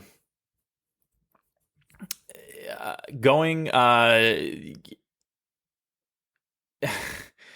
getting to the throne door and then being turned away is like, of course, that's how it's going to play out. It's kind of hilarious. Yeah. Um, I would say this is probably officially like the halfway part of the game, right? Maybe slightly earlier, or slightly after. Actually, maybe the start of the capital city is the halfway point. Yeah, I'd say the start of the capital city. Um, but it was funny. I don't know why, but I had a hard time figuring out how to get the fuck out of here. Where the door was to the next area. I like Um, rode yeah, around for a while trying to figure out where the fuck I was supposed to go. I only knew because I had found it before the boss, and it when you go that way before fighting the boss for the capital, it says literally go kill the boss of this area and then you can proceed. And I'm Are you like, serious? okay, yeah. Does it let you open the door or no? It like pops up a thing that tells you. No, it's like the elevator up, I think, Okay. is blocked by like a wall of light that literally says this is being Oh, okay. blocked by the boss of the area. Go kill him. That's And I'm like, hilarious. okay. Yeah. Yeah, I managed to miss that whole side area somehow. So, but riding through there and going through the Forbidden Lands is like a really cool moment. Like it just feels important. Yeah. Yeah. I definitely like the snowy area, even though my roommate kind of has the complaint that it's too open and empty. I think Yeah, it's like appropriately so in a way that like makes sense for the area. Like it is kind of supposed to be in the state that it yeah, is, I guess. So it makes sense for me, and the game was already packed full of so much content that like yeah. sort of just being in this like I don't know. Yeah, it was all fine for me. I liked it. It's got some of my least favorite just random encounters. Getting like that early, so you ride through, you go up the lift, the Zamor ruins where there's like all those Uh-huh. tall fuckers. Really didn't Yeah. like that. Didn't care for that too much, but um when you're riding through, I love where you have to ride across that very narrow stretch of Chain. mountain. Well, the chain is really cool, but I'm talking about when you do that narrow stretch of mountain and there's like a giant shooting fucking huge arrows at you. Oh yeah, yeah, yeah. I thought that shit was really cool. Yeah, just all that. But then when you get across and it's just like, I don't know. It's like, oh, here's some more bats. Here's some giant invisible skeletons that can hurt you. Um, here's one of those death birds again. I was just like, all right, I don't know. Yeah, that was my first deathbird. I had not encountered one until that one in Really, the snowfield. Yeah. I'd encountered the one in Liurnia before that in the swamp Mm. over by Patches. Yeah, I wasn't a huge fan of that. Castle Soul also not a huge fan of. Castle Soul can suck my ass. That Yeah, area is badly what's the word? Balanced, I guess. yeah, I don't know. yeah, That yeah, shit needed a few more tweaks. yeah. I agree. Not a huge fan of Castle Soul. Then I've the lake turns out to be optional, but I did it anyway. I mean, I didn't know at the time. I thought I had to go that way, but you don't. Um, but I The went through the lake? yeah. There's like a giant frozen lake with a huge dragon Dragon. fight. Yeah, Wait, so I mean I always go that way, but I just run across it. What other way is there? there's is there not? Let's see. I thought that you could get there from a different direction, but maybe I'm wrong. Um, I thought there's another way up that mountain. I guess you could do the invisible bridge over to the rise, and then just go that way. Yeah, I hadn't even realized that there was another way.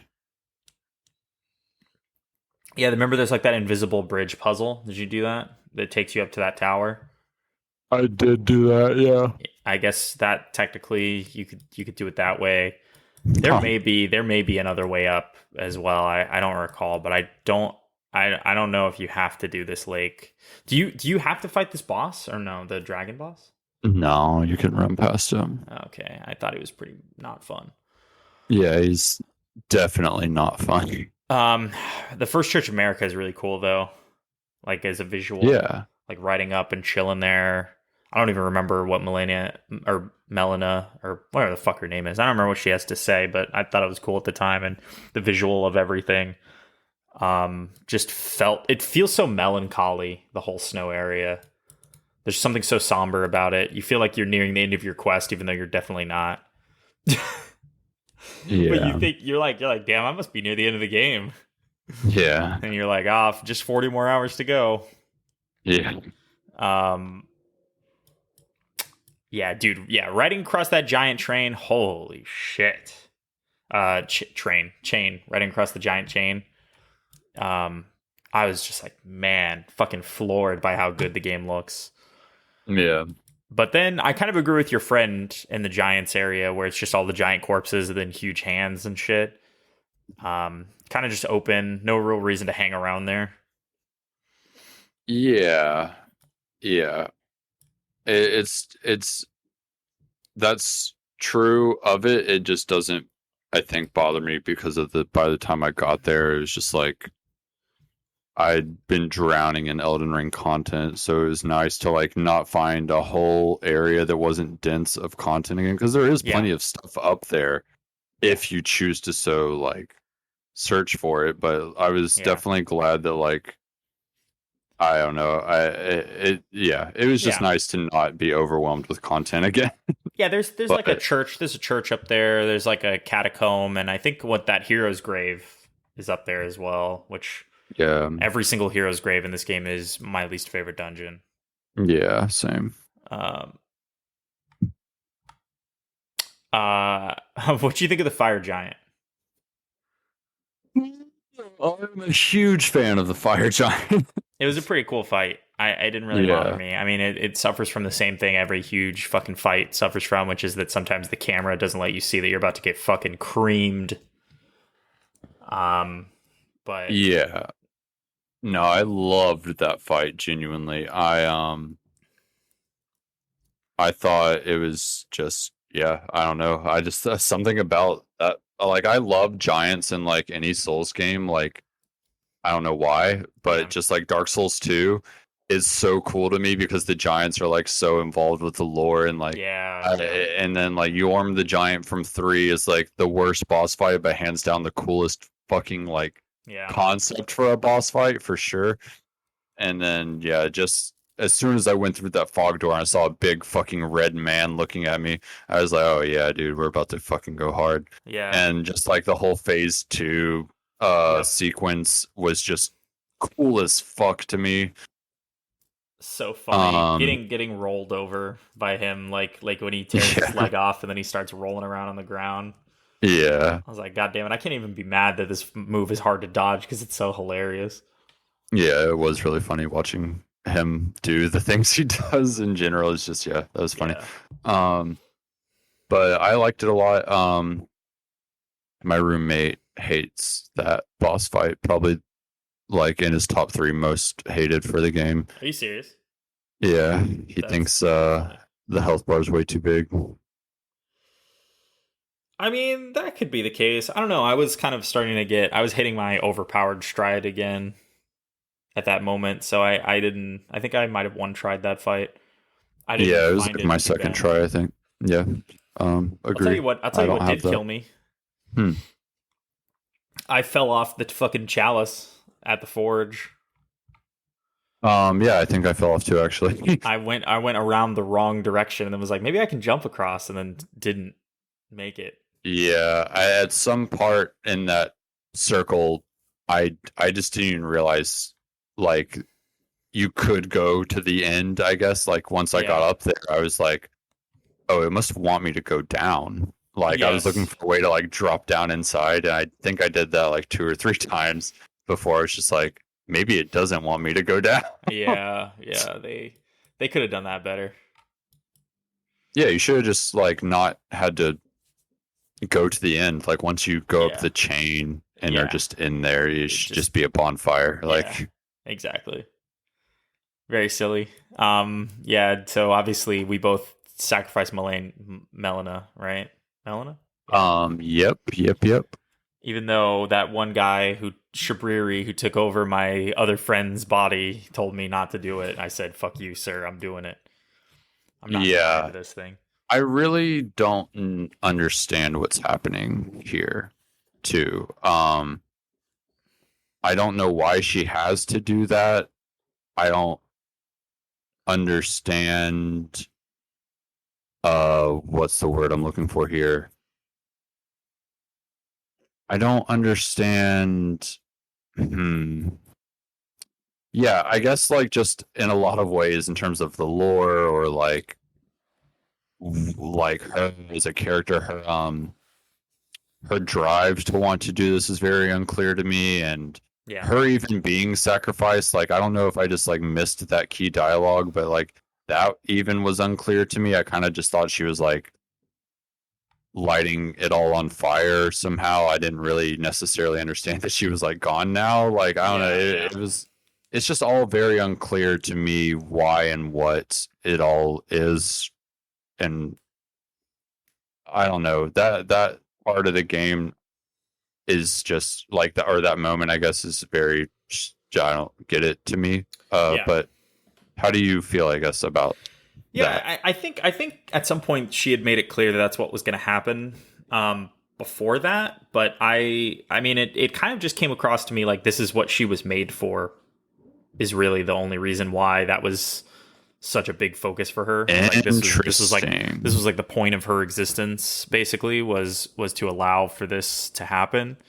Um yeah, I don't, I don't know enough about the other endings to know how it works out if you choose not to sacrifice her or you do something differently. Um, like if you do the frenzied flame thing, do you throw yourself in or does something happen? Yeah, I haven't Okay. really read enough to. So, and I mean, we don't have to unpack this, but like, No, no, yeah, if that's her whole thing, yeah, why though? Like, what for? What purpose? If that's her desire, why is that what she wants? If that's not what she wants, and that's what, let's say, her mom wanted her to do, I yeah, don't really know if that makes any more sense to me, because then it's just like the entire series of events involving America are all like pre-orchestrated by America, including you coming through and finding Melina. It's like if that's what Melina's purpose is, yeah, that means America wanted that to be her purpose. But America is like kind of objectively like a force we're trying to oppose in a way, like, or maybe not. I don't. I don't think so actually. I think America kind of orchestrated all of this to happen this way at some point. Like the idea basically being that she became disenfranchised with what the Golden Order actually is by the time of her, I don't know, death or merging or whatever with what's his fucking face? What's his name? Radagon. Yeah, Radagon. I think by the end of everything, America realized that maybe things aren't exactly how they should be with the Golden Order. So I think we're working against the Golden Order, but we're working for America if you take this path, this route. And I think Melina's agrees. I think she sees it that way as well. Whether that's true, I don't fucking know, but that definitely seems how Melina sees it. Like this is what her mom wants. Okay. I guess I'd have to look into something more, because for me right now, it seems like America is both the person that like it seems like she's against herself, I guess. It's confusing for me, as like America did all these things, and America Yeah. is also the one tearing all these things down. So like Well, that part of it is confusing for me. But like you're saying, I guess she's opposing the Golden Order itself.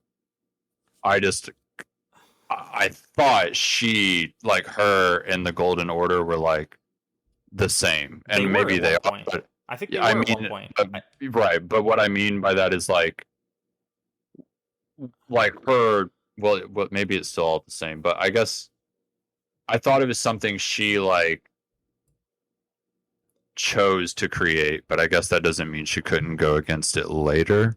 Exactly. I think it's like Right. she built it, and then looking back, she's like, "Oh, I fucked this up pretty bad," or like this isn't what I intended, right? Like I thought I was doing the right thing at the time, and now I realize some things need to change around here. You know, I mean, Yeah. Okay. it's I mean, you make a series of decisions that you think are right, and then you look back and you go, "I could have done that differently," or what I've built maybe doesn't represent how I actually feel. Yeah. So I think it's just one of those situations. But I mean, yeah, we should definitely read up on this and kind of figure some stuff out, because I've mostly avoided just reading lore dumps online and understanding Yeah. everything. But that's kind of I mean, over time I'll kind of piece that stuff together, start reading about it, and see what I think. But Yeah. to me, that's what makes sense right now. But that could change, and who knows? Maybe the DLC will flip everything on its head, because this game loves mistaken identity. Like characters, like you'll think a character is one thing and then they're actually another thing. They Yeah. do that. They do that constantly in this game. So to me, I actually think the reveal that Melina isn't America's daughter is probably more interesting. I definitely think there's going to be, unfortunately, I don't think that's the case, but I definitely think there's going to be more going on between her or America. Yeah, or like Melina Um, wasn't actually working with her mother's interest at all in yeah, mind, there's going to whether be she knows it something or there, not. I think. Yeah, Yeah. And I do wonder as well, like, how do I word this? Because, okay, there's definitely like some pretty heavily implied like text that it seems like America also was pushing Ronnie to do what Ronnie wants to do in the game. Or at least like kind of set up Ronnie to be able to do what Ronnie wants to do, or so sure. it it seems like America was like maybe uh I don't know. There's so much to Yeah, say. I'm there's really trying not to not like. there's not enough information about America out there. It seems like. Yeah, yeah, There's that like yeah, there's like a bunch of people talking about America, but I mean, as we've established, people can be wrong about shit. I mean, fucking, what's the wizard guy that you meet early on? Rogier. Like Rogier's yeah, whole thing is that he's actually just wrong about a lot of shit. yeah, So I mean, there's a lot of there's a lot of interesting ways that the story could deviate later as more reveals happen or as more information comes out. I think you really don't learn anything truly until you encounter it firsthand. You know what I mean? yeah, Like you get a lot of ideas about different characters, but until you've kind of seen what they're talking about for yourself, or like encountered those characters for yourself, you really understand who they are and what their deal is. Early on, you'd think that, like, just based on the visual of everything, that like Godric is like important, but he's really just a fucking loser, you know. yeah, for sure. Um, yeah, and then so you do this shit, and then you pass out, and you wake up, and you're in crumbling Fair Missoula. I'd had this place spoiled for me because of the belfries. Yeah, But I think this area sucks ass. I think it's visually really cool. Yeah, I like it, but it's definitely rough. It's hard to Yeah. navigate. It took me forever to fucking figure out how you get to Alexander. Yeah, dude, I told you that shit was ridiculous. It took me fucking forever. Like God, I don't even want to. I don't even want to think about it. Yeah, I mean, I wandered around in circles for like a really long time, which is funny because the way you actually get there was like not really how I expected it to be. You know? Yeah, it's just random. Yeah. It's just very random. But yeah, this area sucks. I pretty much avoided all the dragons that you can fight here, with the exception of the alternate, the optional boss that I had to look up to even know he was there. Oh, did you fight him? Yeah, Did you like it? it was okay. Yeah, it only took me a few tries, maybe 3 or 4. The run back to him was pretty painful. Yeah, the run back to him is really annoying. But He has the I same Radon mhm. move where he can fuck you up real bad by Oh flying in from space. yeah. Yeah, he does. Yeah, if I fought him again recently, I think like the other day or something, and it had been the first time since the game came out. And yeah, I really like that fight. I wish it was like hard. Yeah, I really it's not do. super hard. Yeah, because it was like New Game Plus 4, so it was finally kind of hard, but even then I think I first or second tried it. But he has so many cool moves that I feel like I never get to appreciate because he's just not hard enough, and he spams the one you were just talking about where he comes out of the sky and slams down. Yeah, But he has like this one move that I've only seen him do like once or twice where he just kind of like makes lightning go everywhere, and it like kind of like lags in the air a little bit, like the lightning animation kind of like fades away instead of immediately going away. I don't know how to explain it, but yeah, it looks so fucking cool. It's almost like the lightning moves in slow motion, I guess, but it yeah, doesn't. Like it already came and went, but the yeah, animation itself is like, I don't know, it's so fucking cool. yeah. Yeah, go on. Visually, everything about this fight is really Yes. cool. Yes. I Like don't when you know. walk into that arena, I'm just like, oh God, Yeah, that's a dude right there. Oh, yeah, for sure. The way he's hanging upside down. I don't know anything about this guy from a lore perspective, literally at all. So, yeah, same. I don't know who he I don't is or know where he came what from. his deal is, why he's here. Is he the reason all this shit floats? I have no idea. But I think I read that he like, and I don't know if any of this is true or anything, but I think I read that he used to be like the equivalent to the Elden Beast in okay. terms of like he used to be the like final uh thing in between you and whatever Oh, godlike I see. force used to rule over the lands between. Got it. I don't know if that's true. That's just something That's I pretty read cool. like online. Yeah, is that's what it used to be, and then it also, I don't know if this is true either, but it also, I guess, controls time, and that's why when you go to interact with the boss room, like Oh everything reverses. yeah, that's right. Again, don't know if that's true, but that's just like That's both of cool. those are just a thing I read. Yeah, that's cool. It was a cool Um, cutscene. yeah, yeah, yeah. Um, That whole moment really cool, but yeah, I have no idea why that guy is actually there, or what his whole deal is, but yeah, yeah, it's a fun fight. I think getting to him is kind of annoying, but um, yeah, there's this area in general could use some more visual clarity, but yeah. overall, it you know the enemies do a lot of damage, and it's just kind of hard to navigate. I didn't die a lot in it, but I think the Godskin duo is a pretty annoying fight. Also, um, Oh yeah, that's bad. um, their move sets just don't complement each other super well. Although it's not as bad as like Throne Watcher, Throne Defender, um, Huh. which is maybe the Yeah, most boring duo fight in the history of these games because it's basically just hit one guy once and then run away and wait for them to separate slightly. So, um, but unless you're a spellcaster in that game, in which case, just I don't know, do your thing. Um, Yeah, I don't like Godskin Duo at all. Yeah, I don't. yeah, yeah. They're That's really all I have to say about it, fighting honestly. I just fighting don't these like. Godskin enemies as many times as you do makes them anti-fun.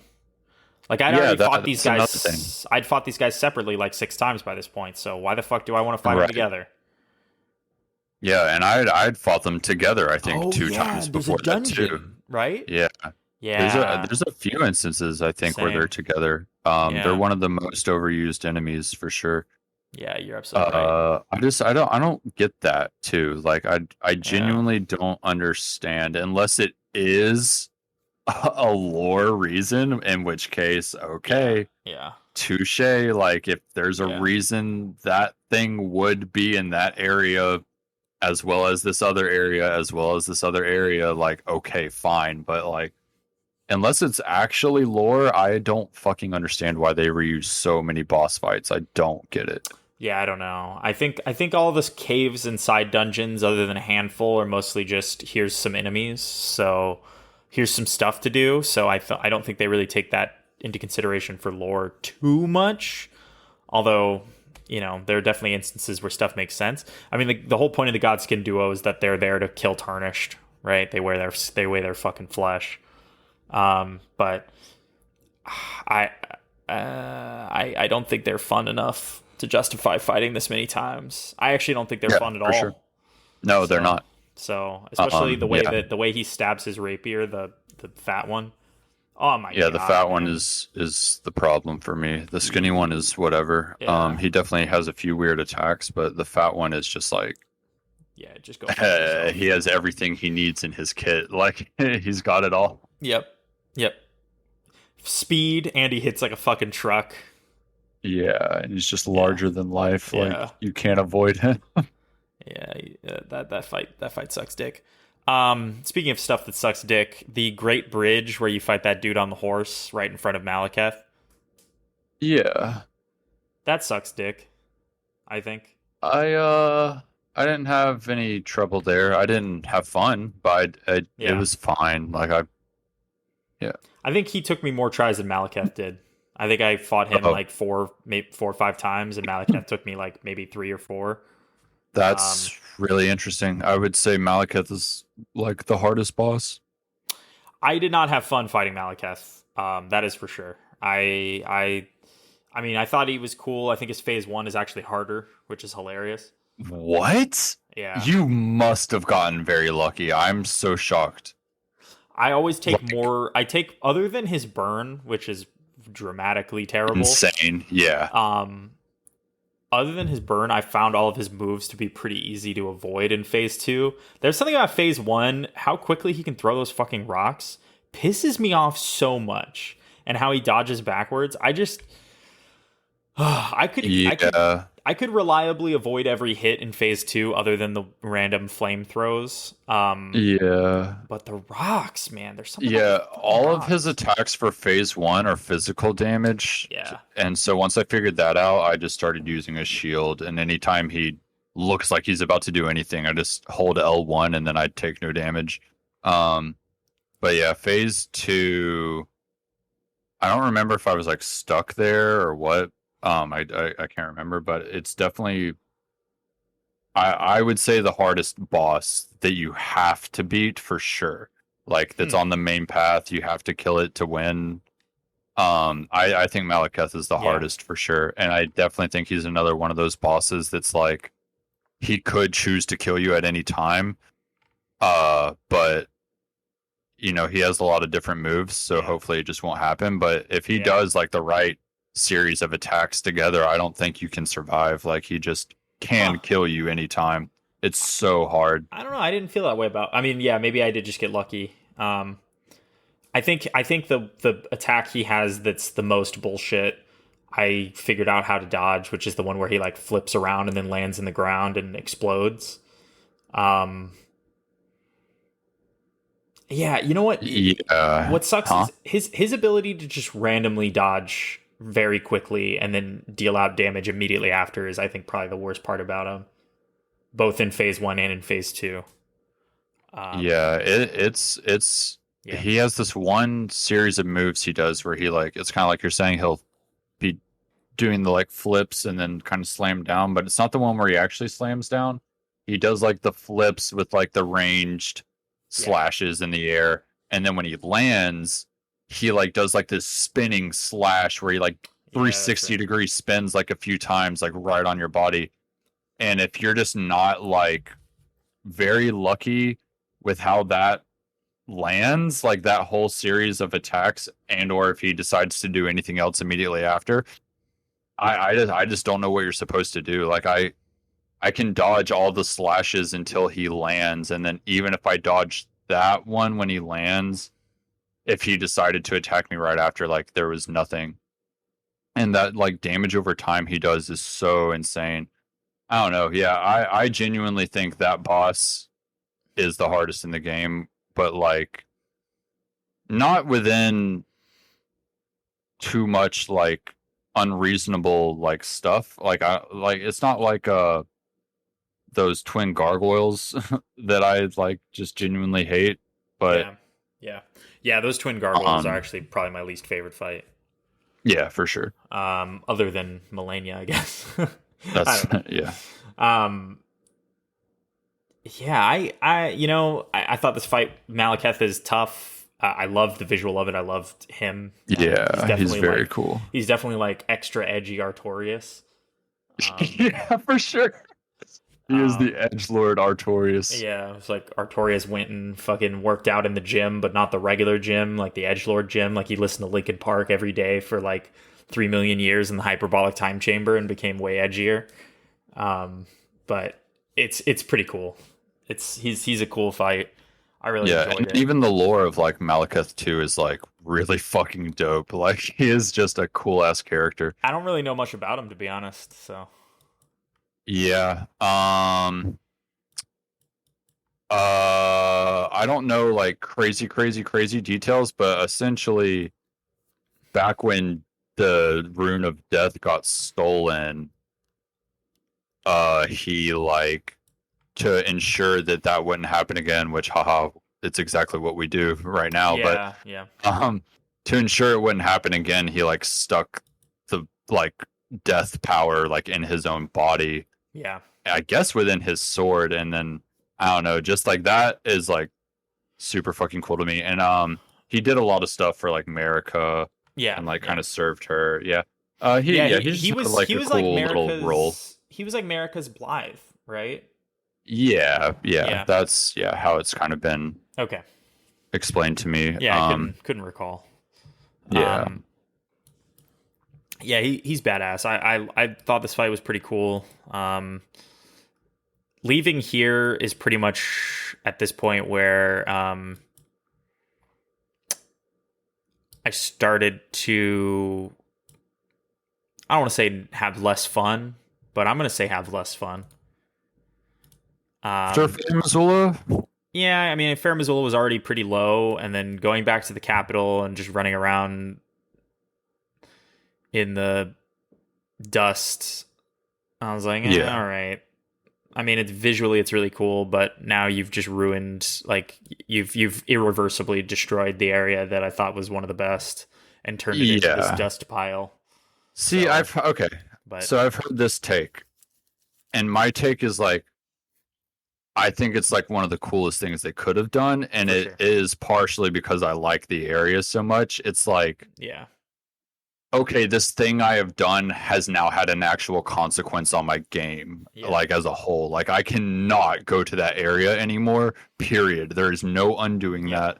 That yeah, is done. My actions have had consequences, and it's also like not a clear consequence either. Like they're not like, by the way, yeah, you're gonna fuck up the whole capital. You can't go back. Like it, yeah, there's no turning back moment.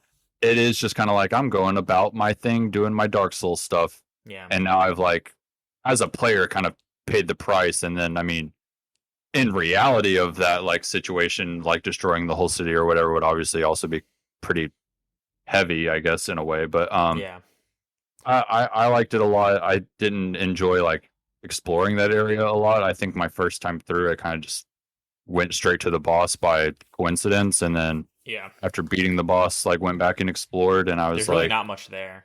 Yeah, there's not, and I was surprised at the few things that were there. Honestly, I kind of just assumed because I immediately found the boss that it was literally just all gone. But then Yeah.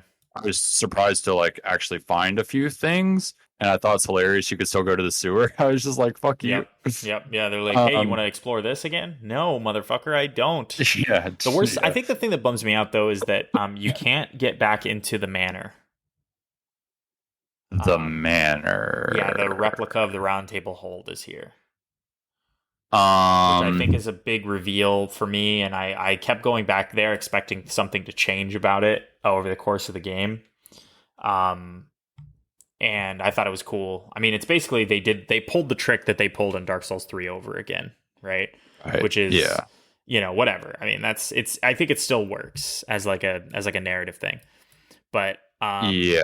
but Except I guess I'm realizing now as we're having this conversation, and sorry to interrupt you, but I don't know what the round table hold is then. I guess I'm realizing. Like I never thought about it much until now, but I don't really know yeah. where we're going or what it is other Yeah. than the fingers hang out there. But I just realized like I've never really thought about that. Yeah, yeah. It's something that I don't really have a good answer for either. My We guess, don't really need one. I guess I just kind of like it is just the hub area, like for the sake of yeah. having the hub area. But I just realized like I've never thought about it or looked into it really. It seems like it's just pretty removed from time, so it's Yeah, probably something to do with the way tarnished function. yeah, that makes It's sense. almost like a separate world, a separate place from Yeah, the lands Hunter's between. Dream. Yeah, Basically, yeah. But yeah, I like. I mean, based on the fact that it's modeled after this manor, means it's Gideon probably created it, I guess. that makes sense. Honestly, yeah, that seems like. But I guess.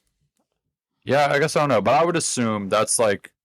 Yeah, that's kind of the vibes I get from Gideon. Is like he has been doing our quest up until us arriving. Like he's been on the same quest we have yeah, the most closely and has kind of been doing it the best he could, and now yep, we're here to like also do that and obviously butt heads at some point. But yeah, I wish that whole thing running into him in the Ashen capital would have been like a lot cooler. I don't It just didn't really hit for me. It was just like, oh, I'm gonna go into this boss room, and I was like, oh, it's you. Like I don't know. That could have my been least favorite part about him, I do like that it like thematically makes like his move set and everything makes sense for who he is. Like yeah. he's just a Oh really yeah. strong spellcaster. Yeah. The funny thing about it is I got within one hit of killing him multiple times, and then he would one shot me with a random spell. I think he probably killed me like 3 times, and Oh really? I found that to be really unfun. Yeah, he would just pull out Yeah. Damn. he would just pull out like that spell that like puts rings around you or something. I don't even remember what it is, but it's just total bullshit. Um, I didn't like it. I didn't like the way you fight him. Yeah. But Yeah. By the time I got to him, I had like all end on my bleed build, so he oh yeah, genuinely just never stood a chance. He was basically dead as soon as I looked at him. But yeah, I basically didn't even get to see his move set. Like he was definitely trying to cast spells, yeah. but I just didn't allow it. He genuinely didn't get a chance. It was My sad, all but my attacks were really slow, so he could actually dodge them right, pretty easily. yeah. But yeah, that was that. And then I so I thought Godfrey, like final form version Godfrey, was actually harder than Malekith, in my opinion. Um, That's fair. I will say Godfrey is hard as fuck. I don't know about harder than Malekith because I do think Malekith has that trait that I don't like of he could kill you anytime if his move sets decided to. yeah, Whereas I don't think, well, Godfrey Phase 2 kind of yeah. has a few of those type things, but yeah, I think Godfrey is like a more fair fight, I guess. It's But definitely harder. it and Morgott, and it's funny that they happen in the same arena. They're definitely my Yeah. favorite fights in the game. Like I Yeah, really enjoyed these fights, but the Godfrey fight really stands out for me as well. I love, which I feel like it had to be someone else because we didn't talk about this last week, but I love the jump dodge attack he has. Like Yes. you can dodge it on foot with the dodge roll, but it's incredibly difficult, and I've only done it like twice. Yeah. But yeah, that whole thing he does that you have to jump to dodge it is just really cool. And him like subverting my expectation of what his phase 2 was going to be, and him, which I don't really like, I guess, that he just becomes like a shirtless beast man per se. Yeah. Like it's not a it's not a thumbs down for me exactly, but it's definitely like, you know, when I see the spirit line start to transform into a real line, I definitely had a whole other idea for what was about to happen. Yeah. And I love the scene itself of him like ripping it apart, and that was just fucking cool and Yeah. metal as hell. But it's almost like he went backwards, like Yeah, for mentally, like, you know, which is all thematically like cool in a way, but even like the boss fight itself kind of took like a step down for me in terms of the fun I was having at that point. But the whole Yeah. fight, phase 1 and phase 2 as a whole, I loved that fight. That was fun as fuck. That's like good classic like Souls Yes. designed for me. It's Yes. just like, this is a human man that is doing human man things, and it's fucking cool as hell. Like I don't know how Yeah. else to explain, but like any like really good humanoid bosses in Souls games always stand out to me. Yep. This one of the coolest fights. I love. Yeah, the like the story of him like acknowledging that he could probably beat you with this lion transformation situation, and then being like, no, I want to do this myself. You know, and, like, fucking ripping it apart and being like, I'm doing this my man way. You know, like all that shit. I think is or even if it's like, because I couldn't tell if it was like exactly what his reasoning is for the way he like goes about, it's not clear, like, because it could also be like, oh, I am this like true warrior type guy, and like this is a true opponent. Like I want to fucking go back to my roots of just being this fucking ruthless savage, like Viking warrior type man thing beast guy for sure. that is just absolutely savage, and I want to fight you that way. I don't want to be my kingly self anymore. I want to just have a warrior's death in this moment. Like, well, whatever it is, it's fucking cool. Like any of the options are all good. Like I love that. Yeah, visually, I love his design, and I never ended up using it, but I thought I was going to pump some upgrades into his hammer and actually use it, but I didn't end up doing it. I haven't used it yet either. I will say, just as a side note, in the New Game Plus runs, he is by far the biggest challenge of the whole game. Really? He is just like a whole other level of power and just speed and aggro. Like he is relentless and like doesn't really have any like weakness from what I can tell, because like any of the big monstery bosses all have the exact same weakness. Yeah. Which is like a particular just kind of like AoE attack that just hits really hard. But I don't know. He just like, I don't know. He's like just a fucking brutal. I don't even know the words. He goes hard though.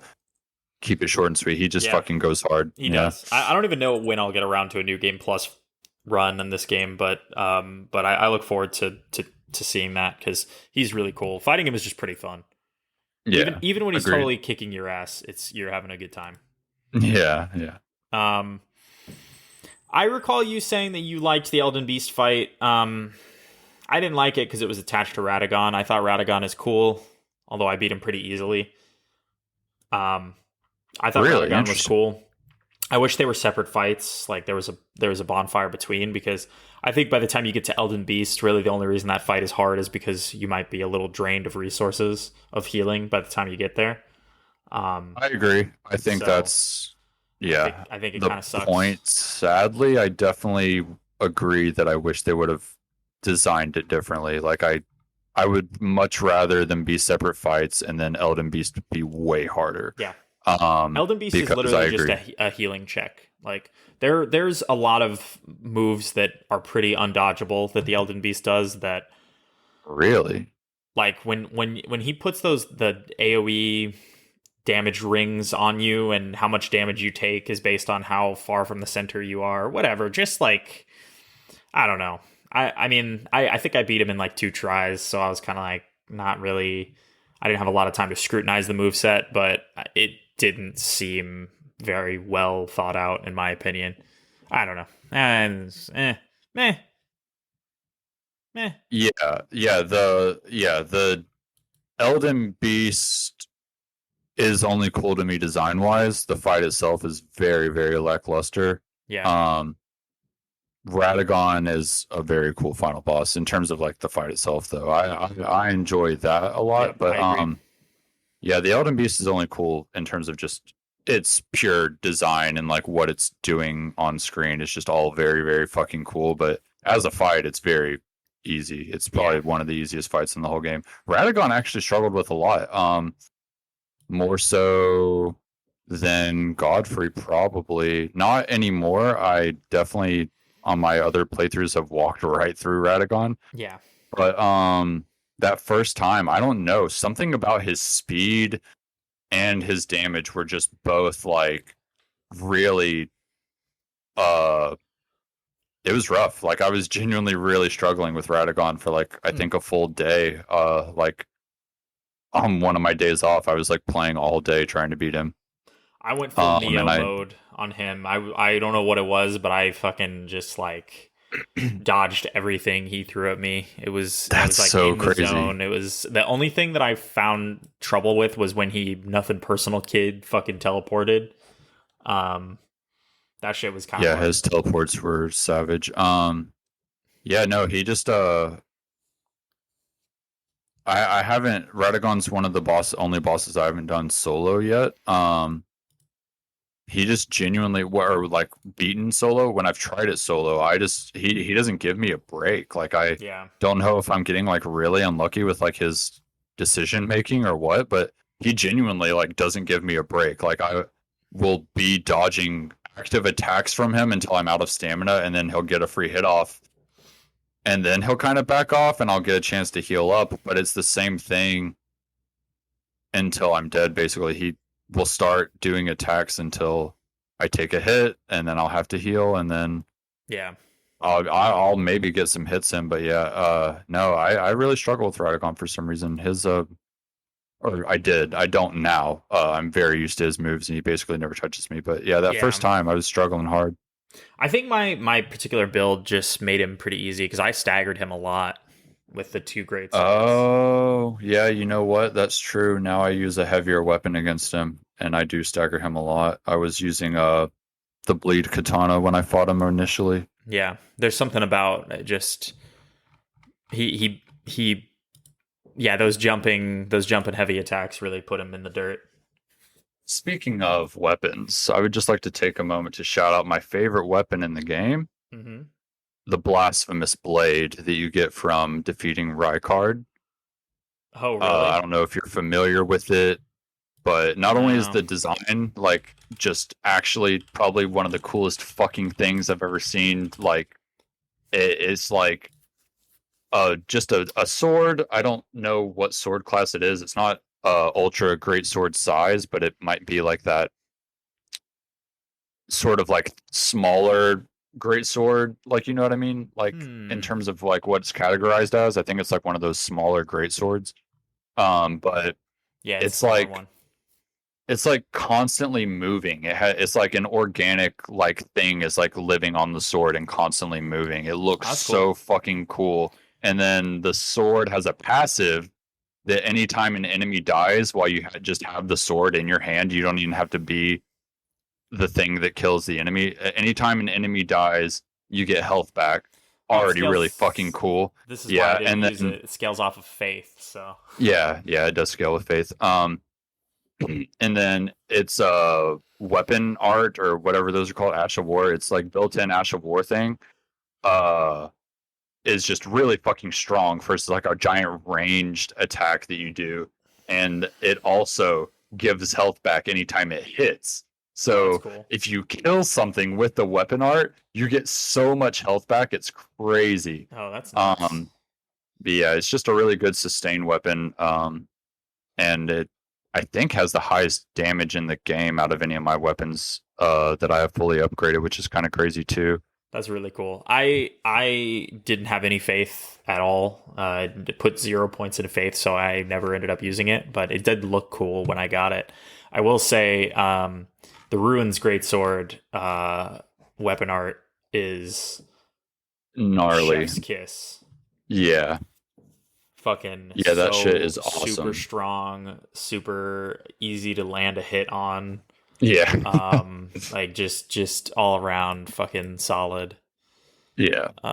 That's cool. I might Yeah, have it's a to great use this. sword. I'm doing a Dex Faith build in my playthrough I just started, so Okay, nice. so maybe I'll end up using this because you don't really need a lot of strength to wield it for a Yeah, great it's sword anyway. definitely mostly phase in terms of its damage, and I don't remember the requirements, I guess, but yeah.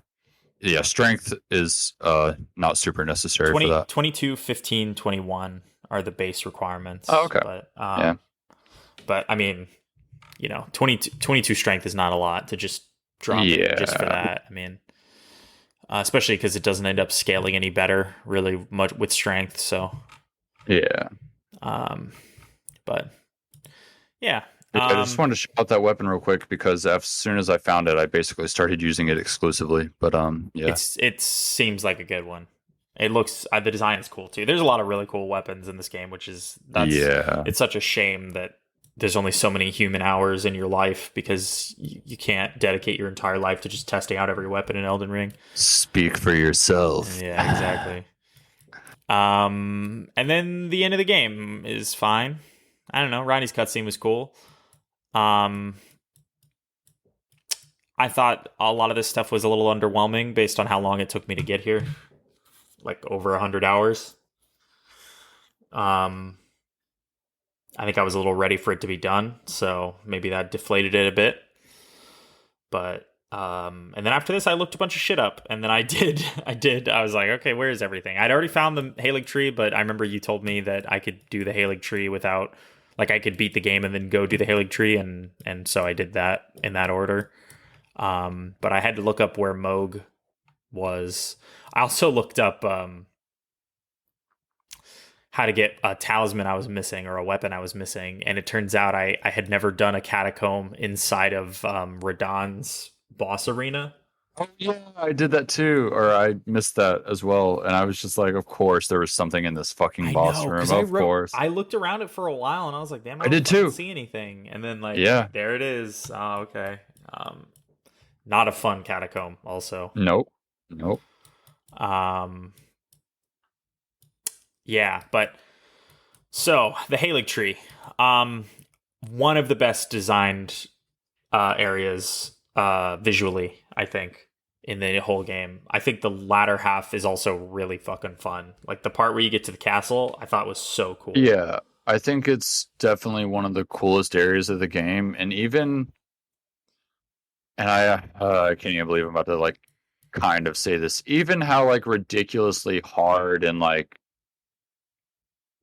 it's like even the things I don't like about the area are like fitting for the Yeah, area almost. It's like that is what this is. Like this area is like it makes sense. Like it's not like I just walked into yeah, Raya Lucaria and then got the Halig tree experience. Like that would have been yeah, really jarring and wouldn't have felt right. But like it's like all the stuff you kind of like read about this area and the people here, like and just like what's going on. It just all fits really well. And like you're saying, just the design itself is just immaculate. Like it's yeah, just it was a real treat, even though it was like very painful um to like fully explore. It was a decent like that's like what I want from like a hidden area is that whole experience. it's badass. Yeah, I mean, Yeah. the early part where you're on the branches kind of sucks. Although I didn't die to it too much, but I did die to that big fat boy blowing the trumpet. Um, Blowing the trumpet. yeah, there's like a big fat fucker blowing the trumpet. You have to run down past him, and he's like shooting like trumpet bubbles at you. I like must have mentally blocked that out. Yeah, he one shot me a couple times, even at like fucking 55, 60 vitality. But anyway, Ooh. um, ran past that. But once you get down into like the actual city, and just yeah, man. I mean, even the enemies, which aren't anything super special, down here are still just fucking brutal to fight. But a lot of them are Yeah. pretty fun. Even just like the regular guys. I will say there's a part where you run into like three crystal fuckers guarding a chest, and I Oh, don't know what it fuck was about that. that made me so irrationally angry. Because it's dog shit. What do you mean? It's Yeah, a horrible encounter. yeah, it's really First bad. off, those enemies suck. I've They not do. enjoyed running into them at any point.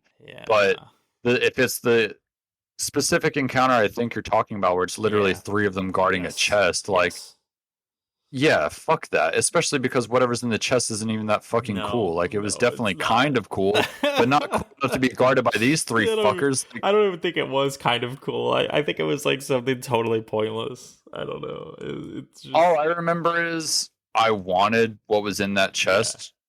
I don't remember why. Like, I didn't find it naturally and had to go back to it later, type Oh, thing. So oh. it's just like I literally went to that chest looking Okay. for whatever it was. So, like, for me, I don't know, that just was fucking stupid because, like you're saying, it's not even that cool of a thing. It was just something I wanted. So, like, whatever it Yeah. was being guarded by them is just so No, ridiculous. I just like bumped into it and was like, okay. And then those three fuckers totally obliterated me. Yeah, I was like, yeah. oh, okay, we're doing this now. We're doing this now. Is that it? Yeah, fuck that. Um, they had enough time to throw in another poison swamp down here. Mad respect. Yeah, they sure did. Yeah, but I mean, visually, it was so fucking cool going through there. They threw in my least favorite enemies again, of course, which are those centipede fuckers from Caelid. Oh, yeah, Those the things are so nasty. rot pests or whatever they're Yeah. called. Um, blech. Just Yeah, they sure gross. do find their way into a lot of zones. Just fucking gross. Um, yeah, I really enjoyed this place. It suffers from the same problem I think that the Moog area does, which is just it's you know, it's a really cool area that is kind of propped up mostly on its visual and lore implications and is kind of Yeah. not that interesting to just play through. I think the Halig tree is better, but Yeah. they're both kind of just like, okay, all right, well, we could have ended this a little sooner. You're just Yeah. stretching this out now. Um, the exploding zombies in the Moog area though take the cake on fucking this is bullshit territory for sure. Yeah. Um, when you do finally fight Melania, it feels pretty epic because you've gone through a lot to get there. But then the And fight I think, sucks. So well, we can agree to disagree on the fight sucking, but it's also just like, I think no matter who you are, if you're playing Elden Ring, you know who this character is, like, yeah, period. So yeah, it's like that kind of thing, like, oh, I'm finally here. Like, yeah, it's them. It's like, even if you've only watched a trailer, even if you've only watched like the beginning cutscene of the game, or like, I feel like it's impossible to be playing this game and not know who that character is to some degree. And it's yeah, just like that sort of final, just like, I don't know, Melania in a weird way, like, is the final boss for me. Like, yeah, beating the game isn't beating the game. Like, you can have completed the story of the game, I guess, but to like beat the game is to beat Melania for me in a weird way. Um, and I truly did really enjoy the fight. I think I like got it on my first or second try just by luck, but then was helping my roommate like literally immediately after that, and it took us like 2 days.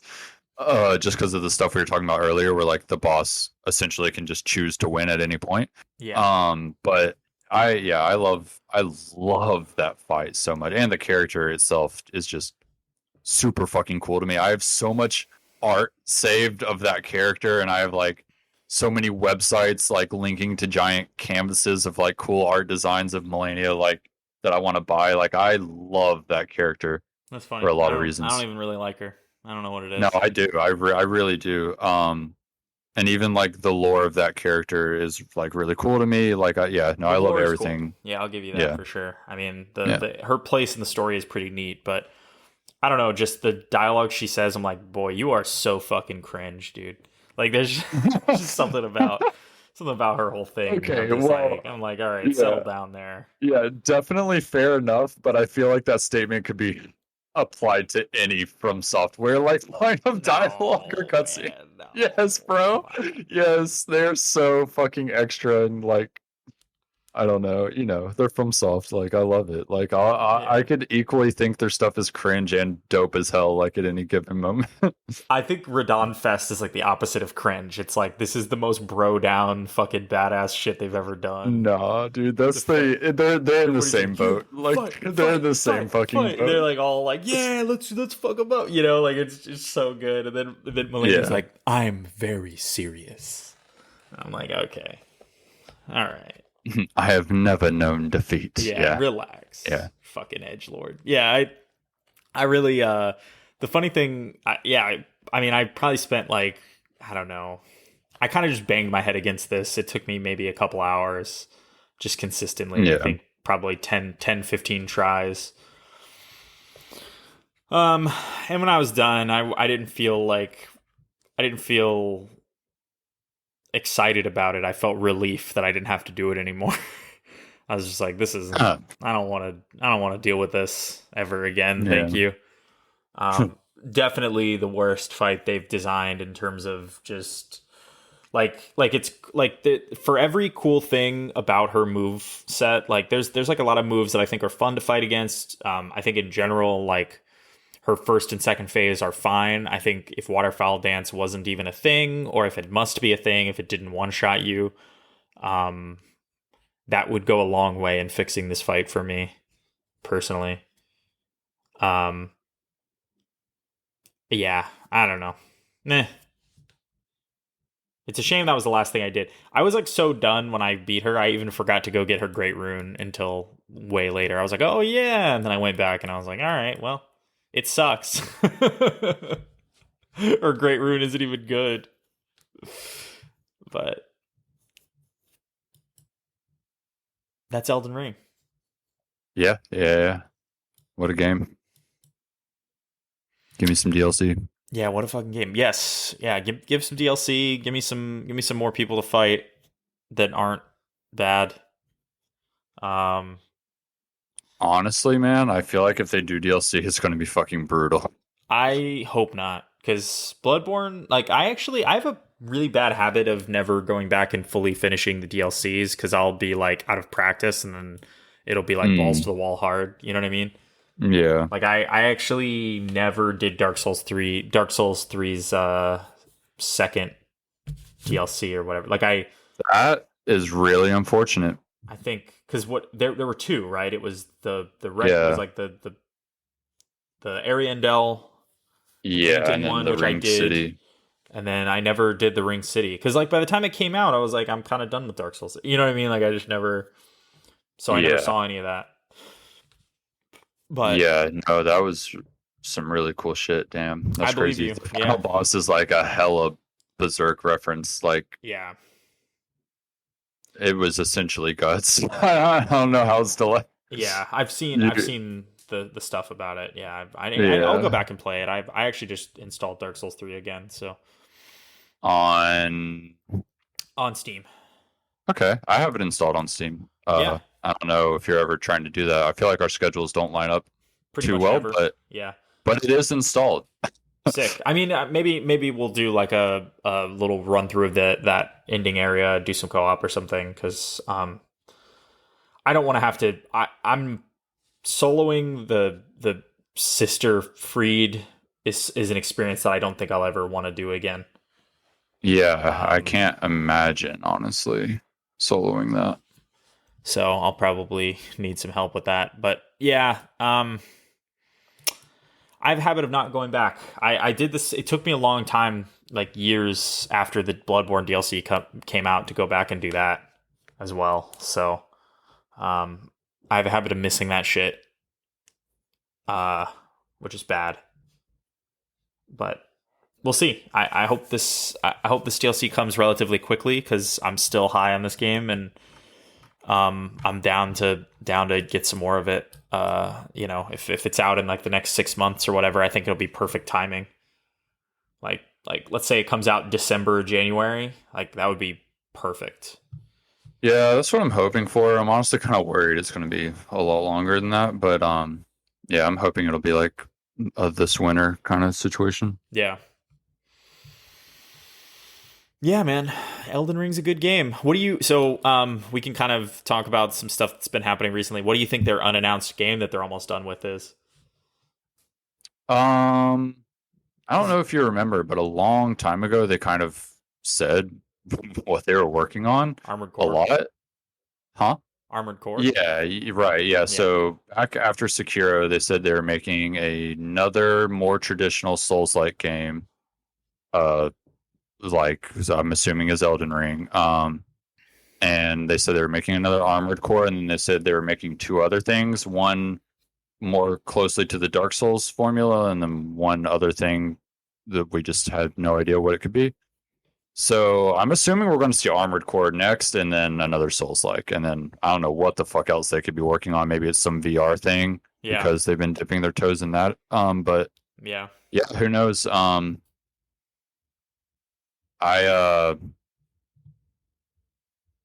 Wait, I lost the train. What was the original question? Oh, what do you think what do you think the thing they're working on right now that's almost out is? Yeah, probably Armored Core. If I could just like make a wish of what it could be, it'd be a Bloodborne 2. I'm definitely that guy that's just like, give me another one of those. I really want it, but I think Armored Core is like in our near future, honestly. I hope so. I played, I think, Armored Core 2 or 3 when they were new. And then kind of fell out of it. They made Chrome Hounds, right? I fucking loved Chrome Hounds. I think they did. Oh, actually, I have no idea.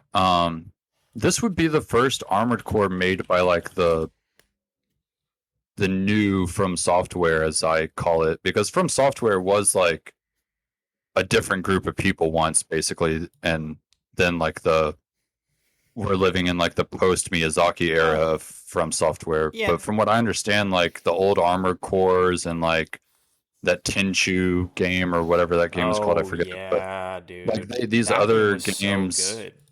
Yeah, were like kind of under a different team, basically, or like same team in name but different individuals completely. So like this new Armored Core will be like the first one.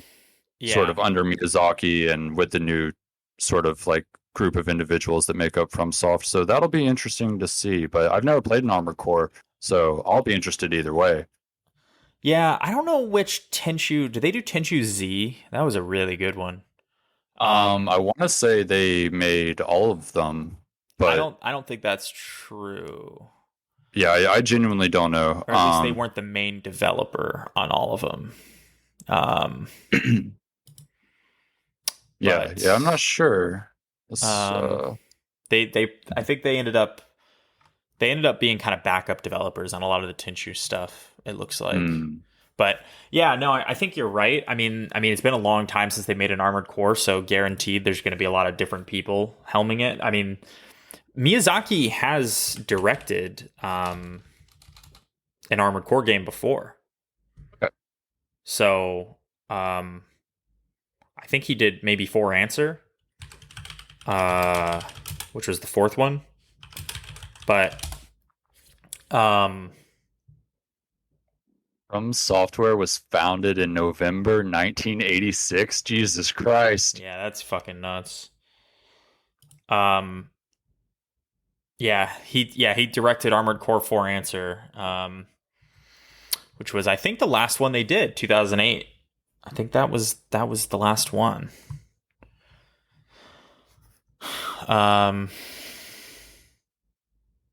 Oh, there was actually Armored Core 4 and then Armored Core 4 Answer. Weird. For some reason, I thought that Incredible. was like a fun play on words, but Yeah. oh no, there was an Armored Core 5. Who did that one? Not Miyazaki. There was an Armored Core 5? Jesus. I'm seeing a lot of Armored Cores. Okay, Armored Core 5 was the last I'm one. like 2012. So it's been shocked. 10 years. It's been 10 years since they made an Armored Core. Yeah. Jesus. It's truth- almost been 10 years since Dark Souls 2. Fuck me. Yeah. Yeah, that's true. I mean, the fact that it's been over 10 years since Dark Souls 1 is pretty crazy too. Yeah, that is very crazy. But yeah, man, I'm down. I'm down for whatever they make next. I mean, their quality of games has definitely improved. I mean, they were always making good games, but they were always like in that kind of mid-tier category in terms of polish, like somewhat janky kinds of releases. And I think I honestly would say they kind of still fit in that, but at least they're not like it's not bad, I guess, though. Like when I think of like a Bethesda game coming out, I'm like nervous. Yeah. Whereas when I think about a From Software game coming out, I'm like, yeah, it's going to have its own little From Software like spice. It just is their kind of game design wonkiness to it, but like I'm not ever concerned like I would be, I guess, if the games were like the same quality as like Dark Souls 1. That's just like a whole other level of kind of jank. I feel like, I don't know, there's something about Elden Ring that feels pretty immaculately polished. Like that game, I mean, there's obviously some performance issues and things like that especially at launch were a little bit annoying, but in terms of game design, it feels very, very well polished, well made, well considered. The UI and everything makes the most sense of any other game that they've made. Yeah. They definitely took, and you can tell, I think anyone would agree that they took hella time to do exactly what you're saying, to polish and sort of like address quality of life things that they hadn't really addressed yet in their other games. Like they definitely took a lot more time to make this, I guess, accessible is one word to use, but yeah, polished and accessible to more people. It seems like, at least. Yeah, agreed. Yeah, and I'm really curious what their next Souls-like game will be like. I want them to go back to doing some linear games. I think they will, honestly. I think the next thing won't be open like this. I think it'll kind of be closer to Dark Souls 3. I hope so. Yeah. I would Unless, like that. That's honestly at least what I thought until I saw the sales. Yeah. Honestly, maybe the next game will be even bigger and crazier after how well this game did. Yeah. I think FromSoft is like, it's as much work as they're like down to do. I'm assuming they're going to do. If they want to do a smaller scale project after this, I'm sure it's exactly what we're going to get. If they're like, you know what? We could go even bigger. I'm sure that's exactly what they're going to do. Yeah, I have no doubt that they will try to one-up themselves in terms of scope after this, for sure. Can you imagine, though? That would be so crazy. Yeah. I mean... like this... It shouldn't be possible. It shouldn't be possible. Like, imagine, I mean, just all the work that had to go into making this. Yeah. I mean, but, I mean, they seem to have really nailed down a formula for it. Like, I mean, as sad as it is, once the mystery starts kind of being stripped away, you start to see how they could have done it, right? Lots of similar areas, lots of reused enemies. They just do a really good job of hiding it. And so I could see them continuing to make moving on to make a bigger game. But I don't know. I'd like to see them try something really thematically out of left field for them. That's what I want to. As big of a personally. departure, as big of a I'm fine with continuing the Souls formula, like the style of game, like the gameplay types, but like Bloodborne felt like a huge departure at the time, right? Let's do something that crazy again. Let's do like let's do something modern day. Or, yeah, you know what I mean? That's what I want to. I've always like dreamed of like a literal set in our reality from software made game. Yeah. I would genuinely love that if I can have like my fucking giant broom as like my pole arm type weapon, or like, and I'm just in the office like fucking up these whatever it is. Like I would I can't even imagine what like set in reality FromSoft game would be, but I would love it. FromSoft makes the next Silent Hill. Let's do it. I'll take it. And then also a sci-fi like focused game. I don't know if you've played the Surge games, but I didn't think they were. Anything like that from FromSoft would be fucking awesome. I think that's inevitable for sure. I think they'll do that at some point. I don't know. I'd really like to see something. Yeah, maybe let's do a horror game. Let's do something like a Silent Hill type of thing.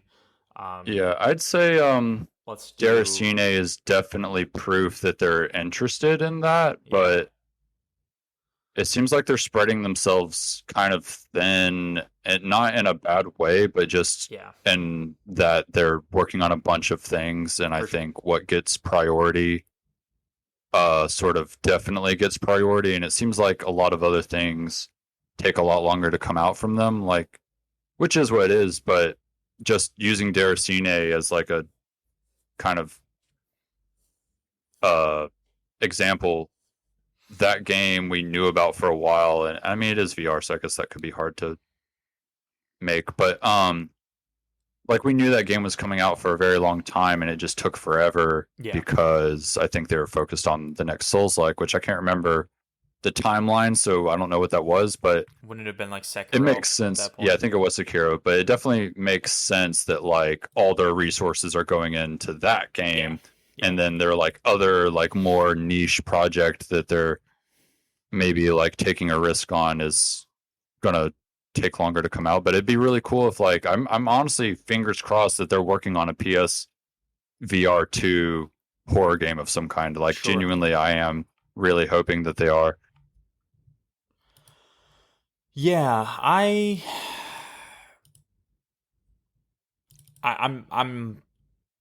right now pretty over VR, so I would hope they would do something else. But I'm pretty open to anything they want to make. If From Software is excited to make something, I will play. I will give it a shot.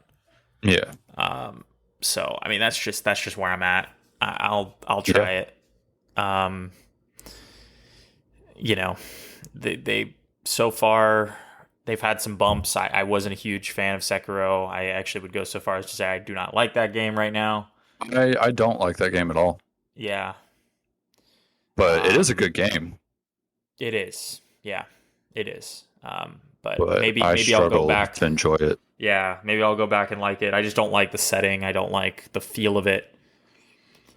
The style of combat that they want you to do, I don't enjoy. Yeah, it's that they bottleneck you into a specific way of playing. I definitely like the freedom of tackling a situation whatever fits me best. Yeah. As opposed to this boss is defeated by this strat. Get good at it. For sure. Which is what that game is to me. I hate to like say that, but that is what that game feels like when I play it. It's like, okay, this is what you have to do. Now get good at it, nerd. And it's just like, okay, but what if I don't want to play like that? I don't know. You're absolutely right.